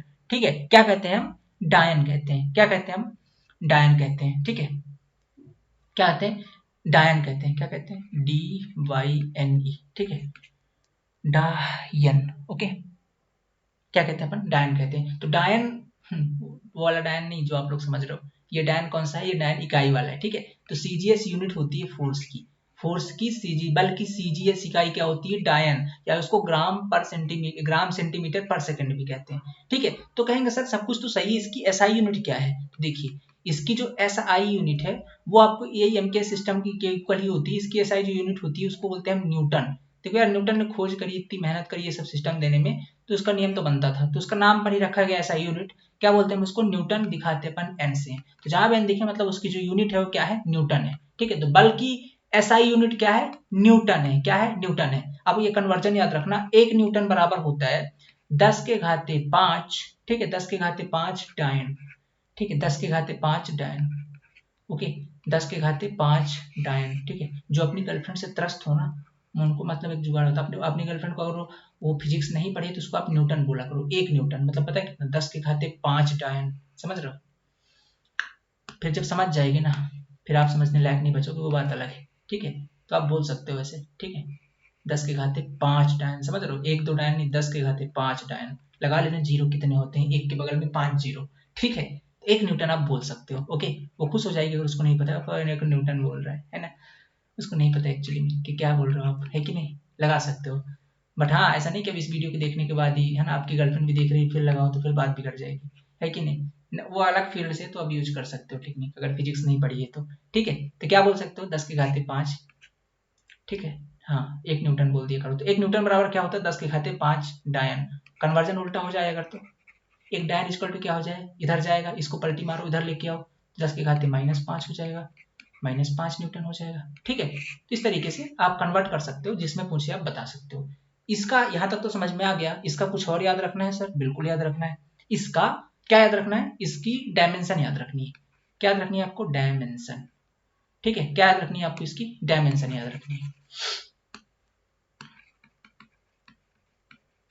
इसकी डायमेंशन याद रखनी। डायमेंशन क्या होती है इसकी? देखिए, एमएलटी सिस्टम में अपन डायमेंशन देखते हैं। एमएलटी, एम क्या? द्रव्यमान को शो करता है। तो देखो फार्मूला, ये एमएलटी सिस्टम के लिए आप सिंपल से इसका एमकेएस यूनिट देखा करो। देखो इसके अंदर केजी है, मतलब द्रव्यमान है, मीटर मतलब लेंथ भी है, सेकंड मतलब टाइम भी है। तो केजी कितने हैं? 1 केजी है ना, मतलब एक द्रव्यमान है, मतलब द्रव्यमान के ऊपर 1 लगा देना।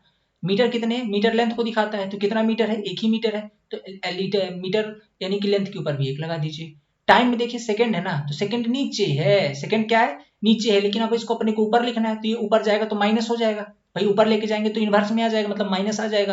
तो कितने हैं? 2 है, माने 2 का माइनस, यानी टी के ऊपर आप 2 का माइनस लगा दीजिए। ये ml की पावर -2, ये इसकी डायमेंशन बन गई। ठीक है, बहुत आसान है, कोई दिक्कत नहीं। तो पढ़ाई भी है पर पहले यूनिट, पहले चैप्टर के अंदर। तो इस तरीके से ये आपका सीजीएस यूनिट हो गई, इसकी डायमेंशन हो गई, इसके सारी चीजें होंगी फोर्स के बारे में। ठीक है, याद रखिएगा, कोई दिक्कत नहीं है, बहुत अच्छा क्वेश्चन है। अब इसके उदाहरण, ये तो हम फोर्स के बारे में थोड़ा सा बता दिए आपको। इसके बाद आपको क्या याद रखना पता है? इसके उदाहरण। सर गति के द्वितीय नियम का कुछ प्रैक्टिकल उदाहरण तो बताइए, गति के द्वितीय नियम का। तो आपने अगर मैच खेला है, ठीक है, स्पेशली फॉर बॉयज के लिए बोल रहा हूँ, आप मैच खेलते हैं, ठीक है, आप मैच खेलते हैं तो आपने क्या किया होगा, याद करिए थोड़ा सा। आप कैच लेते समय, ठीक है, ठीक है, कैच लेते समय खिलाड़ी हाथ पीछे खींच लेता है, पीछे खींच लेता है। ठीक है, हाथ पीछे, आपने कैच लिया तो ऐसे ऐसे सीधा हाथ लगा दोगे ना, ऐसे ऐसे, हाँ लग दिया हाथ, सीधा हाथ टूट जाएगा। समझ रहे हो ना एकदम? तो कैच कैसे लेते हैं अपन? कैच को जैसे लेते हैं ना, ऐसे ऊपर देते, सीधा अपनी ओर खींचते जाते हैं गेंद को। ठीक है, ऐसे हाथ से अपनी ओर ऐसे पीछे की ओर लेकर के, ठीक है, अपनी ओर मतलब गेंद को खींच करके पकड़ते हैं। ऐसा नहीं कि हाथ लगाते हैं, लग जाए हाथ, सीधा आके बजेगा भड़ाक से हाथ, तो उंगली टूट जाएगी। ऐसा नहीं करते। क्या करते हैं? अपनी ओर खींचते हैं गेंद को, जैसे कैच लेते हैं अपनी ओर थोड़ा सा खींच के लेते हैं। पता है क्यों? उस टाइम पे आपने क्या किया, क्यों ऐसा होता है? ठीक है, तो यहाँ पे गति के द्वितीय नियम कैसे लग गया? देखो, होता क्या है कि आप बल बराबर क्या होता है? बल बराबर होता है आपका, अगर हम समझें तो फोर्स मतलब संवेग में परिवर्तन, बटे समय अंतराल, ये ना होता है, change of rate of momentum. तो रेट की मतलब क्या? टाइम आ जाएगा नीचे, तो यानी कि एम बी माइनस का M U with respect to time. यही ना पढ़ा है अपन ने बल के बारे में। अब देखो यहाँ पे ये जो टाइम दिख रहा है ना नीचे, नीचे क्या दिख रहा है आपको? टाइम दिख रहा है। अब एक बात बताइएगा, अगर इस टाइम को हम बढ़ा दें, क्या कर दें, इस टाइम को बढ़ा दें, तो ओवरऑल फोर्स की वैल्यू क्या होगी? कम हो जाएगी। भैया इनका देखना ना, 36 का आंकड़ा है कि नहीं? अगर एक टी बढ़ेगा तो एफ क्या होगा? घटेगा, एफ घटेगा ना। एफ देखो ये उल्टा आंकड़ा है इनका भैया, इनवर्सली प्रोपोर्शनल है ये लोग। ठीक है, व्युत्क्रमानुपाती है, तो टी बढ़ाएंगे तो एफ घटेगा। अब देखिए, जब आप कैच लेंगे, जैसे आपने क्या है, आपके ये हाथ है, अब मेरे तो हाथ बनाते नहीं बन रहा है यहाँ पे, ठीक है, आप समझ जाइएगा कि आपके हाथ है। अब आपने क्या किया, ठीक है, आपने सीधा लगा दिया, ये मान लो आपके हाथ है, ठीक है, ये आपके फॉर एग्जांपल मान लेता हूँ हाथ है, ऐसे मान लो ऐसे, ठीक है, ये आपके हाथ है, ठीक है, ऐसे मत समझना कि आपके हाथ इतने, आपके हाथ बहुत सुंदर होंगे, बट फॉर एग्जांपल समझा रहा हूँ, आपके ये हाथ है। अब आपने क्या किया, एक और हाथ बना देते हैं ऐसे, दो हाथ से कैच पकड़ोगे ना। अब क्या किया आपने, आपने दोनों हाथ को जोड़ करके और ऐसे लगा दिया। अब गेंद आई इधर से, गेंद आई ऐसे भड़ास से हाथों पे लगेगी, नहीं करना ऐसा। क्या करते हैं आप गेंद को ऐसे तुरंत हाथ नहीं लगाते, तुरंत हाथ लगाओगे तो टाइम बहुत कम लगा ना आपको कैच लेने में। टाइम जितना कम करोगे उतना ज्यादा फोर्स माने आपके हाथ पे लगेगा, बल उतना हाथ पे लगेगा, गेंद के द्वारा लगाया जाएगा। क्या करो आप दिमाग लगाओ, आप फिजिक्स पढ़े रहे हो, आप दिमाग के लगाओ कि आप ये जो नीचे वाला टाइम है ना, इसको बढ़ा दो, जितना बढ़ा सकते हो। तो आप क्या करो, इसको झुला दो थोड़ा सा, गेंद को सीधा नहीं पकड़ना है, गेंद यहां से चली आ रही है ना, और जैसे आप हाथ एकदम तुरंत नहीं, थोड़ा हाथ को पीछे करो, पीछे करो, पीछे करो, पीछे करो, पीछे। अब इतना पीछे नहीं कि जमीन पे ही गिरा देना, ठीक है, समझ रहे हो ना, पर जितना अपने अपने दिल तक लेके जाओ हाथ को, ठीक है, अपने कहां तक, दिल तक, ऐसा सामने नहीं, जैसे हाथ तक है ना, खींचते खींचते खींचते खींचते खींचते खींचते दिल तक लेके चले जाओ, और फिर यहाँ पे पकड़ लिए गेंद, ठीक है। तो आपने क्या किया, आपने जो 4 से 5 सेकंड है ना लगा दिए ना इसको पकड़ने में, अचानक ऐसे ढक से पकड़ लेते तो हाथ में बहुत जोर से गेंद लगती। क्यों, क्योंकि ये टाइम बहुत कम होता, तुरंत पकड़ लिया ना, टाइम कम लगा आपको। लेकिन इस टाइम को आपने क्या किया, प्यार से बड़े गेंद को खींचते खींचते खींचते अपनी और अपने लेके आते आते थे, एकदम हाथ अपने दिल तक लेके चले गए। उसमें क्या किया, अब आपने इसको पकड़ा तो आपको क्या होगा, टाइम बहुत ज्यादा हो गया, है कि नहीं। टाइम तो आपने बहुत ज्यादा ले लिया, तो टाइम जितना ज्यादा बढ़ गया, गेंद उतनी ज्यादा हाथ में कम लगेगी, ठीक है। तो यहाँ पर आपने क्या किया, टाइम को बढ़ाया, फोर्स हो गया कम, ठीक है, और आपको कम लगा। तो यहाँ पर क्रिकेट खिलाड़ी यूज करती है, इसका प्रैक्टिकल उदाहरण है। समझ में आ गई ना बात, किस तरीके से अपन ने न्यूटन के द्वितीय नियम का इस्तेमाल किया यहाँ पे, ठीक है। तो ये है बाबू दुगटी का द्वितीय नियम, ठीक है, ऐसे यहाँ पे लगता है, ठीक है, क्लियर होगी बात। और हो गया, काफी है वैसे, ठीक।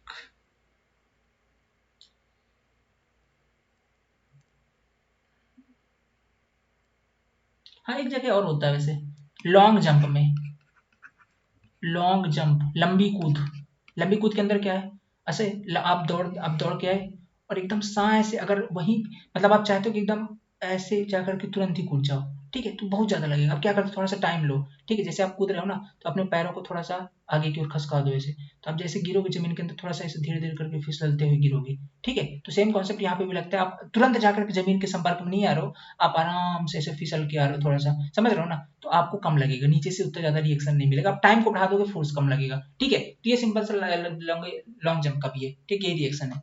तो आई थिंक ये यहाँ तक सही है, ठीक है। यार मैं पता है, मैं कल से अपना कैमरा ऑन करवाता हूँ, ठीक है, थोड़ा सा रिएक्शन आपको दिखना चाहिए, यहाँ पर अपना आप कैमरा भी आएगा कल से, ठीक है। यहाँ पर आपको अब मेरी पिक्चर भी दिखाई देगी, ठीक है, यहाँ पर। तो मैं इसको कल से ऑन करवाता हूँ, टेंशन नहीं, नेक्स्ट लेक्चर में आपको देखने को मिलेगी चीज। एक्सप्लेनेशन पे थोड़ा सा आपको मेरे एक्सप्रेशन दिख पाते तो ज्यादा बेटर था। दो नियम आगे समझ में, तीसरे नियम की बात करते हैं, third law of motion.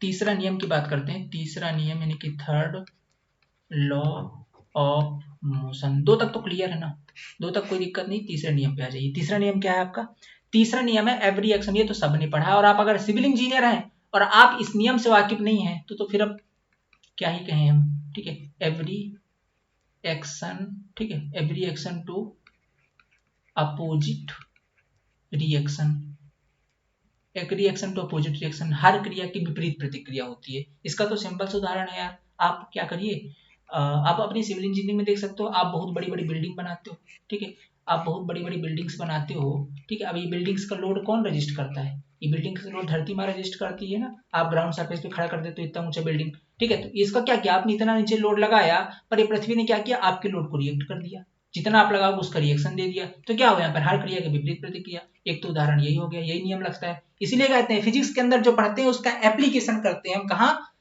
Engineering field के अंदर। तो ये थर्ड लॉ पढ़ा, यूज कहाँ पे कर रहे हैं, इंजीनियरिंग फील्ड में, बिल्डिंग बिल्डिंग बना के यूज कर ले रहे हैं ना ये थर्ड क्रिया का। तो यही होता है डायरेक्ट लिंकअप, ठीक है। तो फिजिक्स तो आई थिंक बहुत इंपॉर्टेंट है फॉर इंजीनियरिंग पर्पज। सारा थ्योरी जो सारे नियम कानून तो यही पढ़ते हैं, बाकी यूज कहाँ करते हैं अपन, यूज करते हैं हम यहाँ पे इंजीनियरिंग फील्ड के अंदर, ठीक है। तो every action to opposite reaction, every action to opposite reaction, okay, ये वाला होता है अपना। अब ये तो बहुत जगह, हर जगह आपने देखा होगा, बंदूक की गोली सबसे ज्यादा अच्छा उदाहरण है इसका,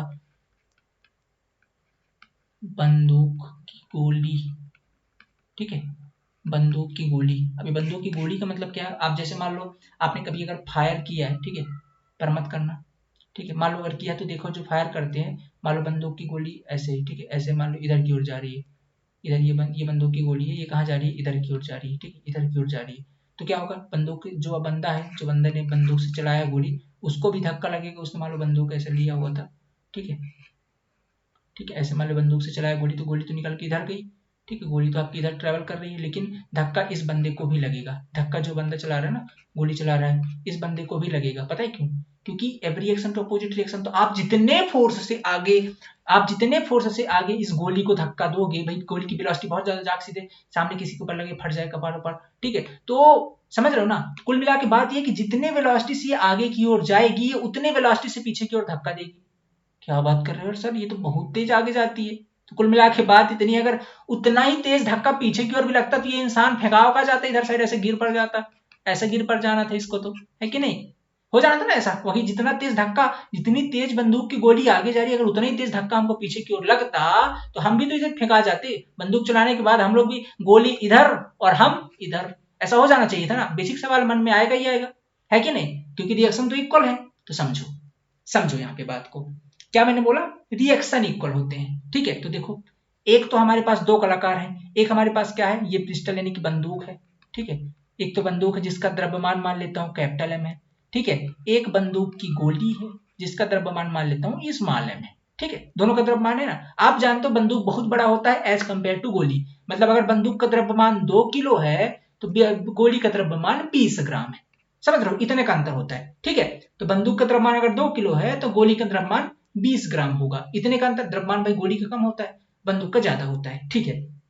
अब मैंने क्या बोला, यहाँ पे तीसरा नियम लगेगा, मतलब every reaction to opposite reaction. तो कुल मिला के बात ये है कि बंदूक का द्रव्यमान बराबर स्मॉल एम होना चाहिए। बोलो सर कैसे, यहाँ पे तो अपन किसकी बराबर करने की बात कर रहे हैं, रिएक्शन की, और रिएक्शन एक प्रकार का फोर्स है, तो हम फोर्स को बराबर करेंगे, और फोर्स बराबर तो आपने जस्ट पढ़ा दिया कि एफ बराबर एम ए होता है, मतलब क्या होता है, इसके बगल में त्वरण भी लगाइए। तो मान लेता हूं कि जो बंदूक का त्वरण है वो A1 है, और जो गोली का त्वरण है वो A2 है, ठीक है। तो बाबू मेरी बात सुनिए, बराबर रिएक्शन होते हैं, यहां पे क्या लिखा है हमने, every action to opposite reaction, या equal every action to opposite reaction, reaction बराबर होते हैं, क्या बराबर होते हैं, रिएक्शन, त्वरण बराबर नहीं होते हैं, क्या बराबर नहीं होते हैं, त्वरण बराबर नहीं होते हैं। यहाँ पास अगर आपको जो दिख रहा है ना A1 और ये A2, ये A1 A2 बराबर नहीं है, क्योंकि यहाँ पर देख रहे हो ना, इनको भाई बैलेंस तो करना पड़ेगा, देख रहे हो एम तो बहुत ज्यादा है, ये 2 किलो है और ये आपका 20 ग्राम है। अब इनको बराबर कैसे करेंगे, तो ये जो A2 की वैल्यू है, मतलब जो गोली वाला पार्ट है, ये गोली वाला पार्ट है, और ये बंदूक वाला पार्ट है, ये बंदूक वाला पार्ट है, ठीक है। तो ये जो गोली का द्रव्यमान ये बहुत कम है, पर इसका त्वरण बहुत ज्यादा होता है, त्वरण बहुत ज्यादा होता है। यहाँ पे इसका द्रव्यमान बहुत ज्यादा है, पर इसकी गोली का जो ये बंदूक का त्वरण ये बहुत कम होता है, तो बैलेंस हो जाती है, मतलब इसका त्वरण अधिक है, इसका त्वरण कम है, इसका द्रव्यमान अधिक है, इसका द्रव्यमान कम है। अब देखो, समझना मेरी बात को, अगर मैं आपसे कहता हूं कि आप किसी वस्तु को गतिशील अवस्था में ला दो, तो आप उसके अंदर क्या करोगे, आप उसके अंदर त्वरण उत्पन्न करोगे। मैंने बोला ना, बल वह बाह्य कारक है जो किसी वस्तु की स्थिति में परिवर्तन कर देता है। दूसरा डिफिनेशन क्या बल का, बल वह बाह्य कारक है या जो किसी m द्रव्यमान की वस्तु में a का त्वरण उत्पन्न कर देता है। तो आप जितना अधिक त्वरण उत्पन्न करोगे उसकी वेलोसिटी उतनी अधिक होगी। तो यहाँ पे समझो, ये जो A1 है माने बंदूक का त्वरण है, ये बहुत कम है, ये क्या है, बहुत कम है, तो इसकी वेलोसिटी बहुत कम है, मतलब आपको धक्का नॉर्मल ठक से आए है, एकदम नॉर्मल थोड़ी सी धक्का लगता है। पता है क्यों, क्योंकि इसका द्रव्यमान अधिक है, बंदूक का द्रव्यमान अधिक है, ठीक है, बंदूक का द्रव्यमान अधिक है, इसलिए आपको थोड़ी सी धक्का लगता है, ठीक है, क्योंकि अब द्रव्यमान अधिक है तो त्वरण कम होगा, त्वरण क्या होगा, कम होगा, क्योंकि बैलेंस करना है ना बाबू, ये रिएक्शन तो अपोजिट रिएक्शन है, इसको बैलेंस करना है, द्रव्यमान जितना अधिक होगा त्वरण उतना कम होगा। और यहाँ पे देखो गोली, गोली को समझो, ये जो गोली है ना, ये गोली का द्रव्यमान बहुत कम है, तो बैलेंस तो करना है, तो किस क्या बढ़ जाएगा, त्वरण बढ़ जाएगा, तो A2 बढ़ जाएगा यहाँ पे। तो ये जो त्वरण है बहुत अधिक है, अगर ये त्वरण बहुत अधिक है तो उतनी तेजी से गोली निकलेगी और सामने निकल के जाएगी, इसलिए गोली की वेलोसिटी बहुत तेज होती है और बहुत तेज ट्रेवल करती है। पता है क्यों, क्योंकि उसके अंदर त्वरण बहुत ज्यादा उत्पन्न होता है, क्योंकि उसको every reaction to opposite reaction को बैलेंस करके चलना है, ठीक है, इसलिए इसका त्वरण अधिक होता है, किसका, गोली का, और बंदूक का त्वरण कम होता है। तो बराबर क्या होते हैं, रिएक्शन बराबर होते हैं, त्वरण बराबर नहीं होते हैं। आई थिंक अभी चीजें आपकी क्रिस्टल क्लियर हो गई होंगी, ठीक है, क्या हो गई होंगी, क्रिस्टल क्लियर हो गई होंगी। ओके, तो ये था आपका every reaction to opposite reaction वाला थर्ड लॉ। आई थिंक चीजें क्लियर है, इसका उदाहरण पढ़ लिया हमने, बंदूक की गोली वाला इसका उदाहरण हो गया। ओके, बहुत सारे लोग को डाउट रहता है इस चीज में, कभी भी आपसे एक चीज पूछ लेना कि ऐसा क्वेश्चन दे सकता है आपसे कि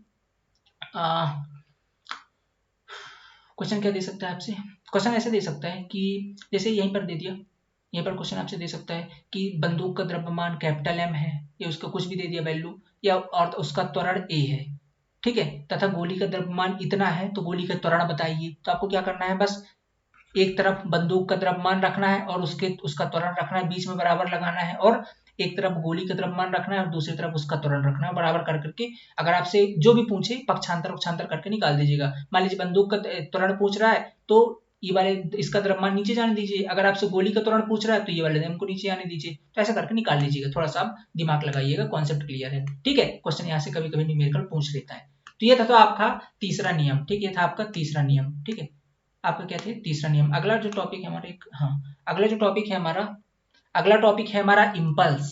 अगला टॉपिक क्या है हमारा, अगला टॉपिक है हमारा इम्पल्स, जिसे हम कहते हैं आवेग। क्या कहते हैं, आवेग। इम्पल्स, इम्पल्स को क्या कहते हैं हम, आवेग, ठीक। आवेग क्या होता है, देखो आवेग क्या होता है, जब कोई बल किसी वस्तु पर बहुत कम समय के लिए अप्लाई हो रहा हो, ठीक है। अगर कोई फोर्स किसी बॉडी पर बहुत कम समय के लिए कार्यरत हो तो उस बल को हम कहते हैं इम्पल्स। क्या कहते हैं, इम्पल्स, ठीक है। फोर्स कुछ इंस्टेंट टाइम के लिए अप्लाई हो रहा हो, ठीक है। बल बहुत कम समय के लिए, बल किसी बॉडी पर कम समय के लिए अप्लाई हो, ठीक है। बल, बल यानी कि फोर्स किसी बॉडी पर कम समय के लिए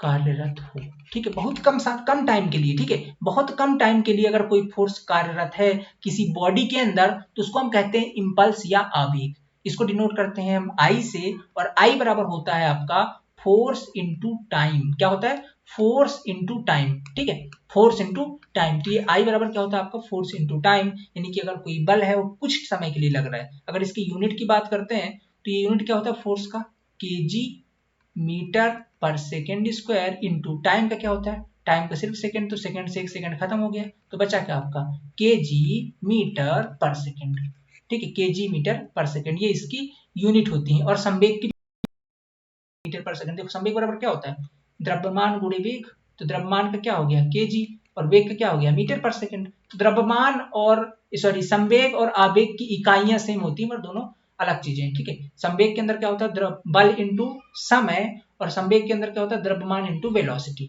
ठीक है। तो आवेग संवेग में समझ में आ गया ना, ये होता है, लेकिन दोनों की इकाइयां आपको सेम दिखाई देंगी। यहाँ पे देखो केजी मीटर पर सेकंड, ये आवेग की इकाई है, और केजी मीटर पर सेकंड यहाँ पे देखो द्रव्यमान इंटू वेग, ये भी संवेग की इकाई है, ठीक है, ये संवेग की इकाई है। दोनों का जो यूनिट होती है वो सेम होती है, ठीक है, दोनों की जो इकाइयां होती हैं या डायमेंशन होती है वो आपकी सेम होती है, सेम होती है, ठीक है। अब इसका उदाहरण देख लेते हैं। उदाहरण यानी कि एग्जाम्पल, एग्जाम्पल क्या है, ठीक है, जैसे आपने देखा ना, ठीक है, जैसे आप देखते हो कि मान लीजिए कोई कांच का सामान, मान लीजिए कांच की ग्लास है, ठीक है, क्या है, कांच का ग्लास, कांच का ग्लास। कभी देखो दुकान वाला क्या करता है पता है, कांच के जो ग्लास अगर उसको रखने होते हैं ना तो वो कैसे रखता है पता है, कांच का जो ग्लास है वो कैसे रखता है, ऐसे नहीं कि एक साथ सारे ग्लास को रख देगा, उसको पता है कि आपस में सारे टकराएंगे और टूट जाएगा ग्लास, है कि नहीं, आपस में थोड़ी बहुत धक्का लगेगा और टूट जाएगा। तो क्या करता है वो क्या करता है, हर कांच के ग्लास के बीच में गत्ते रख देता है। जैसे मान लो ये कांच का ग्लास है, ठीक है, इसके बगल में उसने गत्ता लगा दिया, ठीक है, गत्ता मतलब क्या, गत्ता मतलब क्या होता है, गत्ता मतलब ये कि कोई भी एक ऐसे कागज का टुकड़ा जो फोर्स को सह सकता है, ठीक है, ऐसा रख दिया। फिर इसके बगल में दूसरा ग्लास रखेगा, ठीक है, इसके बगल में फिर दूसरा ग्लास रखेगा, ओके, इसके बगल में कोई दूसरा ग्लास रखेगा, फिर इसके बगल में गत्ता लगा दिया, ठीक है, फिर यहाँ पर भी तीसरा ग्लास रखेगा, ऐसे चौथा ग्लास रखेगा, ऐसा करके उसने ग्लास रखा, ठीक है, ये छोटा दिख रहा होगा आई थिंक तो, ठीक है, ऐसे इसने ग्लास रख दिया ऐसे, ओके। अब मान लो इसने ग्लास ऐसे रखा, ठीक है, और ऐसे यहाँ पर भी एक लगा दिया, ये आपस में संपर्क में ना आ सके, ऐसे यहाँ पर भी लगा दिया। तो इसने क्या किया, ये कुछ, ठीक है, ये क्या लगा दिया, ठीक है, क्या लगा दिया, गत्ता लगा दिया। अब गत्ता जो लोग को समझ में नहीं आ रहा ना, इसको क्या बोलते हैं अपन, सॉफ्ट पेपर, सॉफ्ट पेपर, ठीक है, जो फोर्स को एब्जॉर्ब कर ले, ठीक है, कुछ टाइम के लिए। क्या होता है सॉफ्ट पेपर, देखो बताता हूँ मैं अभी। सॉफ्ट पेपर लगा दिया अपन ने, ठीक है, यहाँ पर कुछ ऐसी मुलायम सी चीज लगा दी, ठीक है, यहाँ पे ऐसे, तो क्या होगा ना, अब टकराएंगे ना, ये जाएगा पहले गत्ते के संपर्क में और ये फोर्स को एब्जॉर्ब कर लेगा, ये इधर से टकराएगा, ये इधर से टकराएगा। अब ये डायरेक्टली संपर्क में नहीं आ रहे, क्योंकि देखो डायरेक्टली अगर कांच का संपर्क में आएंगे इन पे बल लगेगा और टूट जाएंगे। तो क्या किया, बीच में जो अपन ने इसको लगा दिया ना, ये क्या करता है, देखो ये क्या करता है, इसके ऊपर जैसे फोर्स लगाओगे ना, तो ये पहले कुछ दबेगा, तो क्या होता है, जब जैसे दबेगा ये फोर्स खत्म हो जाता है इनका, है ना। क्या करता है, फोर्स को एब्जॉर्ब कर लेता है, मतलब टाइम को बढ़ा देता है, एक्चुअली टाइम को बढ़ा देता है, एब्जॉर्ब नहीं करता, टाइम को बढ़ा देता है। क्या कर देता है, टाइम को बढ़ा देता है।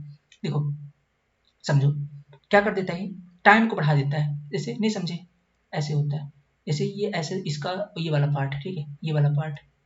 आप देखो जब नई टीवी भी लेके आते हो तो उसके साथ भी चीज लगी रहती है, जो भी टूटने वाला सामान आता है, चूड़ी उड़ी भी लेके आते हो तो उसके साथ भी, मतलब जो भी नया सामान आता है टूटने टाटने वाला, कांच वांच के जितने भी सामान आते हैं उन सबके साथ आपको चीजें लगी हुई मिलेगी, ठीक है, चारों तरफ। ओके, तो वो क्या होता है, इसके ऊपर जैसे धक्का लगेगा ना, तो क्या करेगा, ये हल्का दबेगा, मतलब थोड़ा इतना दब गया, फिर और दबा, डायरेक्टली संपर्क में आने नहीं देता है, इसके डायरेक्टली संपर्क में नहीं आने देगा, आएगा भी तो क्या होगा, टाइम बढ़ जाएगा दोनों के बीच में, तो मतलब फोर्स लगेगा कुछ टाइम के लिए, फिर छोड़ देगा। समझ रहे हो ना, टकराए फिर छूट गए, टकराए फिर छूट गए, डायरेक्ट संपर्क में नहीं आए ना। तो ये इसका उदाहरण है कांच की गिलास वाला, ठीक है, तो यहाँ पर आपका आवेग कई काम करता है, ठीक है। तो आई थिंक ये चीजें समझ में आ गई हैं आपके, ठीक है। अब ज्यादा डेप्थ में नहीं जाए क्योंकि हमको भी अपने कोर्स की ओर भी देखना है, ठीक है। अगले टॉपिक पे चलते हैं। अगला टॉपिक है, तो अपन बात कर रहे थे यार फोर्स की, ठीक है, फोर्स आपका आवेग तक हो गया, ठीक है। अब देखो फोर्स के बारे में हमने सारी चीज एक्सप्लेन कर दी है वहां पर, गति का तीसरा नियम भी समझा दिया है। थोड़ा सा यहाँ पास पढ़ेंगे अपन फोर्स के बारे में, ठीक है, फोर्स के टाइप के बारे में यहाँ पर अपन पढ़ेंगे, ठीक है। तो यहाँ पास थोड़ा सा आप लोग हेडिंग डालिएगा और लिखिएगा type of force, types of force, ठीक है, टाइप्स ऑफ फोर्स। देखो हुआ क्या था एक्चुअली पता है, आपको पता है दुनिया का निर्माण कैसे हुआ है, ठीक है, आज से 13.8 अरब वर्ष पहले की बात है, ठीक है। विश्वास नहीं मेरे ऊपर तो जाके पूछ लेना, ठीक है। 13.8 अरब वर्ष पूर्व ऐसा माना जाता है कि दुनिया बनी थी। उस टाइम पे एक घटना हुई थी एक्चुअली, पहले ऐसा माना जाता है ना, आपने बिग बैंग की थ्योरी सुनी होगी कि पूरे जो दुनिया थी, पूरा ब्रह्मांड एक ऐसे बहुत बड़ा गोला था। क्या था, एक बहुत बड़ा गोला था। अब मेरे को ये समझ में नहीं आता, बिग बैंग खुद गया था देखने, ठीक है। अब इससे अगर कोई पूछे भाई तेरे को कैसे पता, है ना, बोले तुम भी जाके ढूंढ लाओ, मैंने तो बता दिया मुझे जैसा लग रहा था, बाकी तुमको भरोसा नहीं तो तुम खुद ढूंढ लो जाके, है ना। पर हमारे पास इसके पीछे कुछ ऑथेंटिक प्रूफ दिए जाते हैं, ऐसा नहीं मान लेते कोई भी थ्योरी, ठीक है। तो 13.8 अरब वर्ष पूर्व की बात है, बिग बैंग थ्योरी आई है, ठीक, उसके अंदर बताया गया कि जो पूरी दुनिया थी ना, क्या थी पूरी दुनिया, मतलब पूरा जो ब्रह्मांड था, ठीक है, आपका जो, हाँ, ब्रह्मांड बोलेंगे, बिग बैंग, जो पूरा ब्रह्मांड था एक क्या था, एक गोला था, ऐसे बड़ा सा, बहुत बड़ा सा गोला था, ठीक है, ऐसे। फिर क्या हुआ, अब जैसे जैसे बहुत बड़ा गोला हो गया, इसके अंदर बहुत द्रव्यमान इसका बढ़ता गया, द्रव्यमान बढ़ा तो प्रेशर बढ़ा, ठीक है, प्रेशर बढ़ा, प्रेशर बढ़ने के कारण इस पे हुआ विस्फोट। क्या हुआ, विस्फोट हुआ, क्या हुआ, भयंकर विस्फोट हुआ। अब इसके एक एक परमाणु, अणु बोल दो, इधर उधर पूरे ब्रह्मांड में भटकने लग गए, इधर उधर उधर सब भटकने लग गए, छोटे छोटे टुकड़े इधर पूरे ब्रह्मांड में से घूमने लग गए। अब भटक रहे थे बहुत दिन तक, इधर उधर इधर उधर इधर उधर बहुत दिन तक भटक रहे थे, अभी किसी के चंगुल में नहीं फंसे थे, इधर उधर भटक रहे थे, ठीक है। फिर क्या हुआ, फिर हुआ क्या, ठीक है, फिर हुआ क्या, ये इधर उधर भटक रहे थे, ठीक है। जैसे अभी आप, अगर आप किसी से फंसे नहीं हो, किसी को नहीं फंसाए हो, तो इधर उधर भटक रहे होगे अभी, है ना, इधर उधर किसी और के चक्कर में इधर उधर घूम रहे होगे, इधर उधर सब भटक रहे हैं, कोई रास्ता कोई फिक्स नहीं है ना, किसके चक्कर में कहाँ कोई घूम, कुछ फिक्स नहीं है, सब ऐसे ऐसे भटक रहे हैं, एक एक पार्टिकल इधर उधर भटक रहा है। पर क्या हुआ ना, कुछ दिन बाद, अभी जब इधर उधर घूम रहे थे ना, तो आप लोग जानते हो यहाँ पे भी गुरुत्वाकर्षण का नियम लगता है, ठीक है, कि दो दो अगर अब सबका, चूंकि जितने घूम रहे हैं इधर सबका द्रव्यमान है, तो अगर कोई भी दो द्रव्यमान की वस्तु, तो उनके बीच अट्रैक्शन फोर्स लगेगा। तो हुआ क्या, अब चूंकि घूम तो रहे थे इधर उधर घूम रहे थे, तो क्या हुआ, जैसे मान लो कोई बड़े द्रव्यमान की वस्तु थी, या सॉरी बड़े द्रव्यमान का कोई पिंड था, अब क्या कोई छोटे द्रव्यमान का पिंड इसके संपर्क में आ गया, अब गति कर रहा था, इसके गुरुत्वाकर्षण रेंज के अंदर आ गया, घूमने लगे, इसके चक्कर लगाने लग गए ये लोग। दूसरा वाला कोई पार्टिकल आ गया, दूसरा ऐसा कोई ग्रह बोल देंगे, इसके चक्कर में आ गया, यही चक्कर लगाने लग गया, ये भी इसके चक्कर में लगाने लगे। जैसे आप भी घूमते रहते हो ना मोहल्ले में इधर उधर, फिर आपको किसी दिन मस्त सुंदर कन्या दिख जाती है, ठीक है, मस्त सुंदर कन्या दिख जाती है, फिर आप उसके चक्कर में उसके घर का चक्कर लगाने लग जाते हो, फिर आप दूसरे की तरफ आप नजर नहीं रहती। सेम कहानी यहाँ पर भी है, जैसे ये ऐसे करके, और मान लो कोई ग्रह है, ठीक है, तो ये क्या है, इसके चक्कर लगाने लग जाएंगे ऐसे ही, ठीक है, ऐसे ये इसका चक्कर लगाने लग जाएगा। ठीक है, तो ऐसे करके ना सौर मंडल का निर्माण हो गया। ठीक है, अपने सौर मंडल का निर्माण होते गए और ऐसे ही सारे पार्टिकल फिर एक दूसरे के संपर्क में, ऐसे बहुत सारे भी छूत्र गए भटकते भी रहते जो किसी के संपर्क में नहीं आए, जो आ गए वो सौर, ऐसे बहुत सारे। ऐसे मान लो सबसे बड़ा गोला क्या था, अपना सूर्य था। ठीक है, उसके संपर्क में पृथ्वी आ गई। ठीक है, फिर ये सारे ऐसे करके सारे सौरमंडल आ गए अपने। ओके, और अब इसके चक्कर में आगे सारे चक्कर लगाने लग गए। ठीक है, सभी एक दूसरे से चक्कर लगाने लग गए। ठीक है, तो अब समझो बात को। तो ये जो हुआ ना, ये आकर्षण बल जो था, ठीक है, ये जो आकर्षण बल के कारण हुआ ना, किसके कारण, आकर्षण बल कारण। तो दो द्रव्यमान, जैसे इसका सूरज का द्रव्यमान कैपिटल 1, यहाँ पे कोई ग्रह है इसका द्रव्यमान कैपिटल M2 बोल देता हूँ मैं। ठीक है, तो इसका द्रव्यमान ये इसकी गुरुत्वाकर्षण रेंज के अंदर आ गया, गति पहले से कर रहे थे जैसे। अब देखो, कभी भी अगर कोई चीज बहुत तेज गति कर रही है ना, उसको आप पकड़ लो तो क्या होगा, आपके चारों तरफ घूमने लग जाएगा, घूमने लग जाएगा। ऐसे ही नहीं होता है, आप गति कर रहे हो, आप क्या करो, अब पत्थर को ऐसे घुमाओ गति करके, तो आप चारों तरफ घूमने लग जाएगा रस्सी से बांधकर। वैसे ये पहले से गति कर रहा था, इसने इसको पकड़ लिया, तो क्या चारों तरफ घूमने लग जाएगा, गति तो नहीं रुकी ना। भाई गति कब रुकती है, दिमाग लगाओ ना। न्यूटन का प्रथम नियम यहाँ भी लागू हो रहा है। न्यूटन ने क्या कहा, न्यूटन ने कहा साहब कि यदि कोई वस्तु गतिशील है तो वो गतिशील ही रहेगी, गतिशील है तो गतिशील रहेगी, स्थिर है तो स्थिर रहेगी। न्यूटन का नियम है, बशर्ते जब तक बाह्य बल न लगाया जाए। अब अंतरिक्ष पे कौन बाह्य बल लगेगा, कौन सा फ्रिक्शन बैठा है अंतरिक्ष पे, बताओ है, बताओ ना। अंतरिक्ष पे कौन सा फ्रिक्शन बैठा है भैया, यहाँ तो ना तो एटमॉस्फेयर भी नहीं है ना।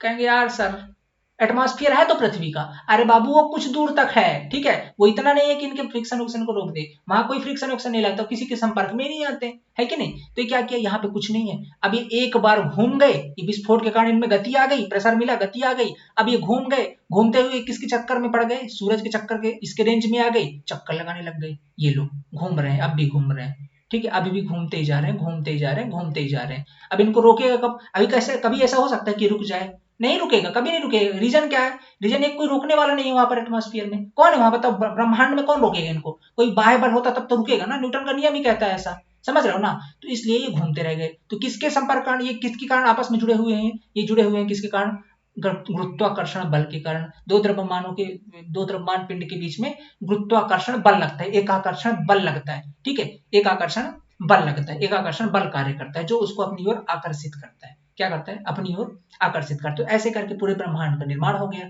ठीक है, तो ये जो बल लगा ना यहाँ पे, गुरुत्वाकर्षण बल, पहला तो बल कौन सा हो गया आपका, गुरुत्वाकर्षण बल। ठीक है, पहला बल हो गया। इसके बाद और कई प्रकार के बल आए।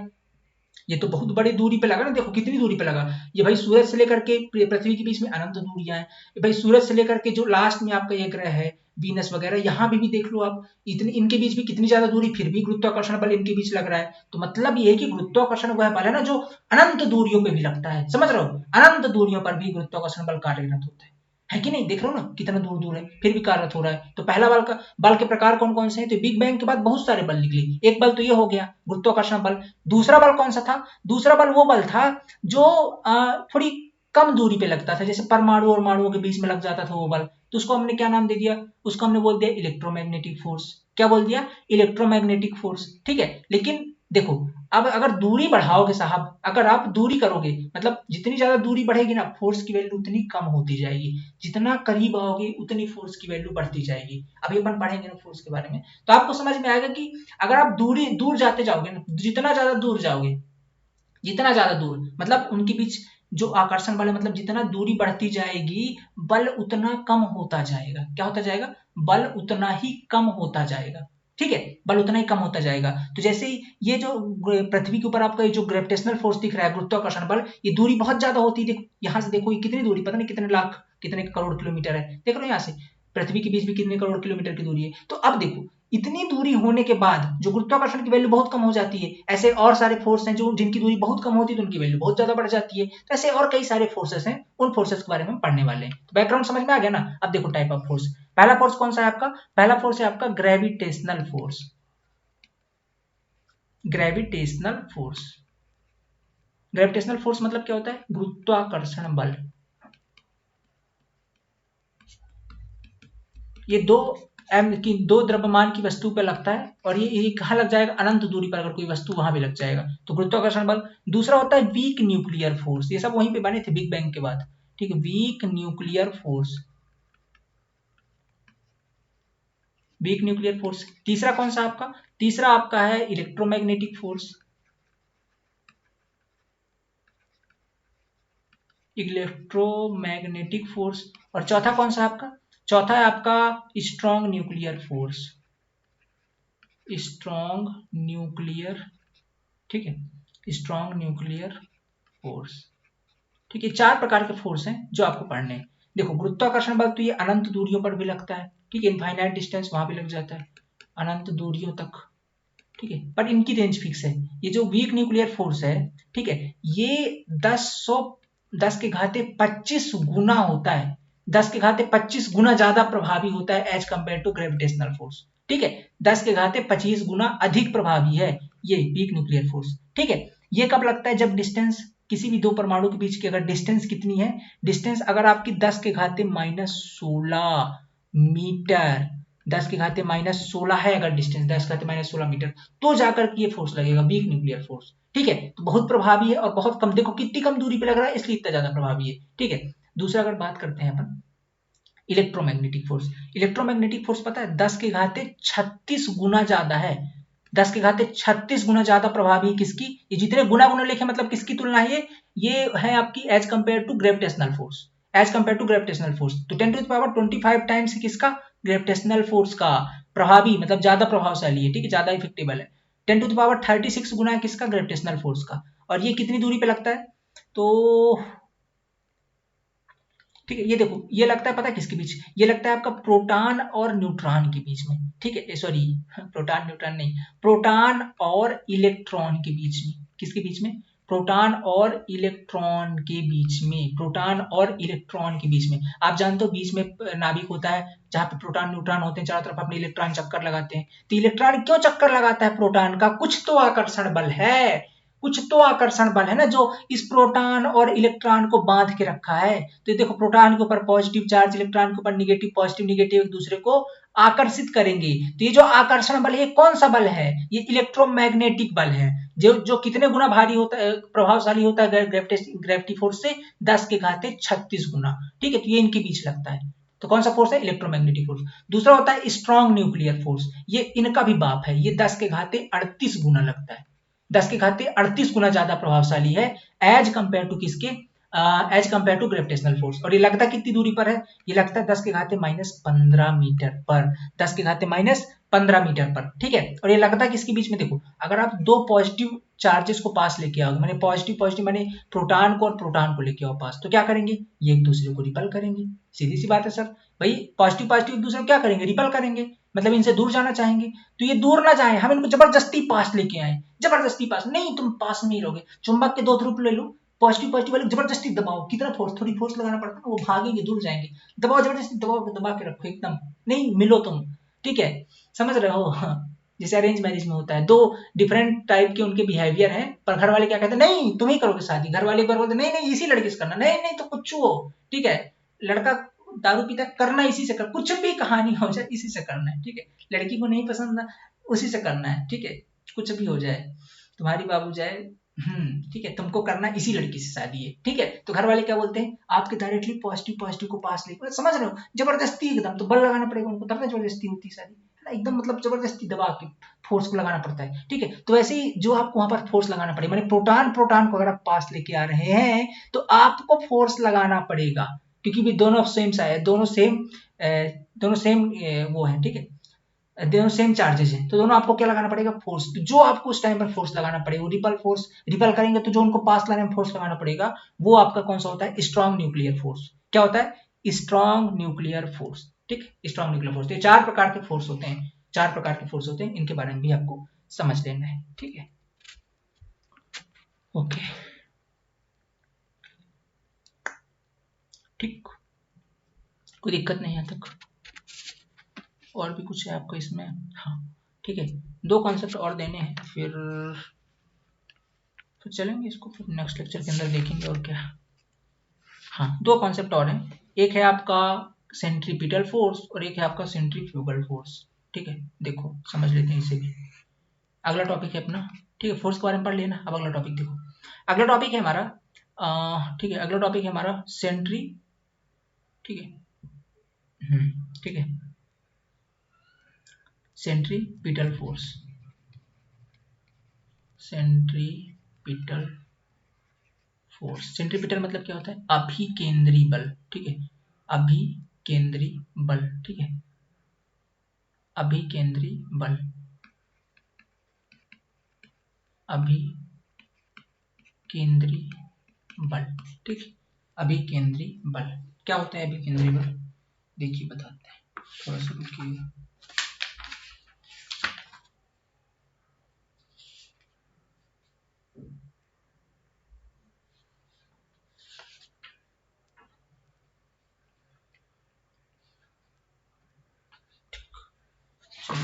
हाँ बताते हैं, क्या बता रहे थे? अभिकेंद्री बल, ठीक है।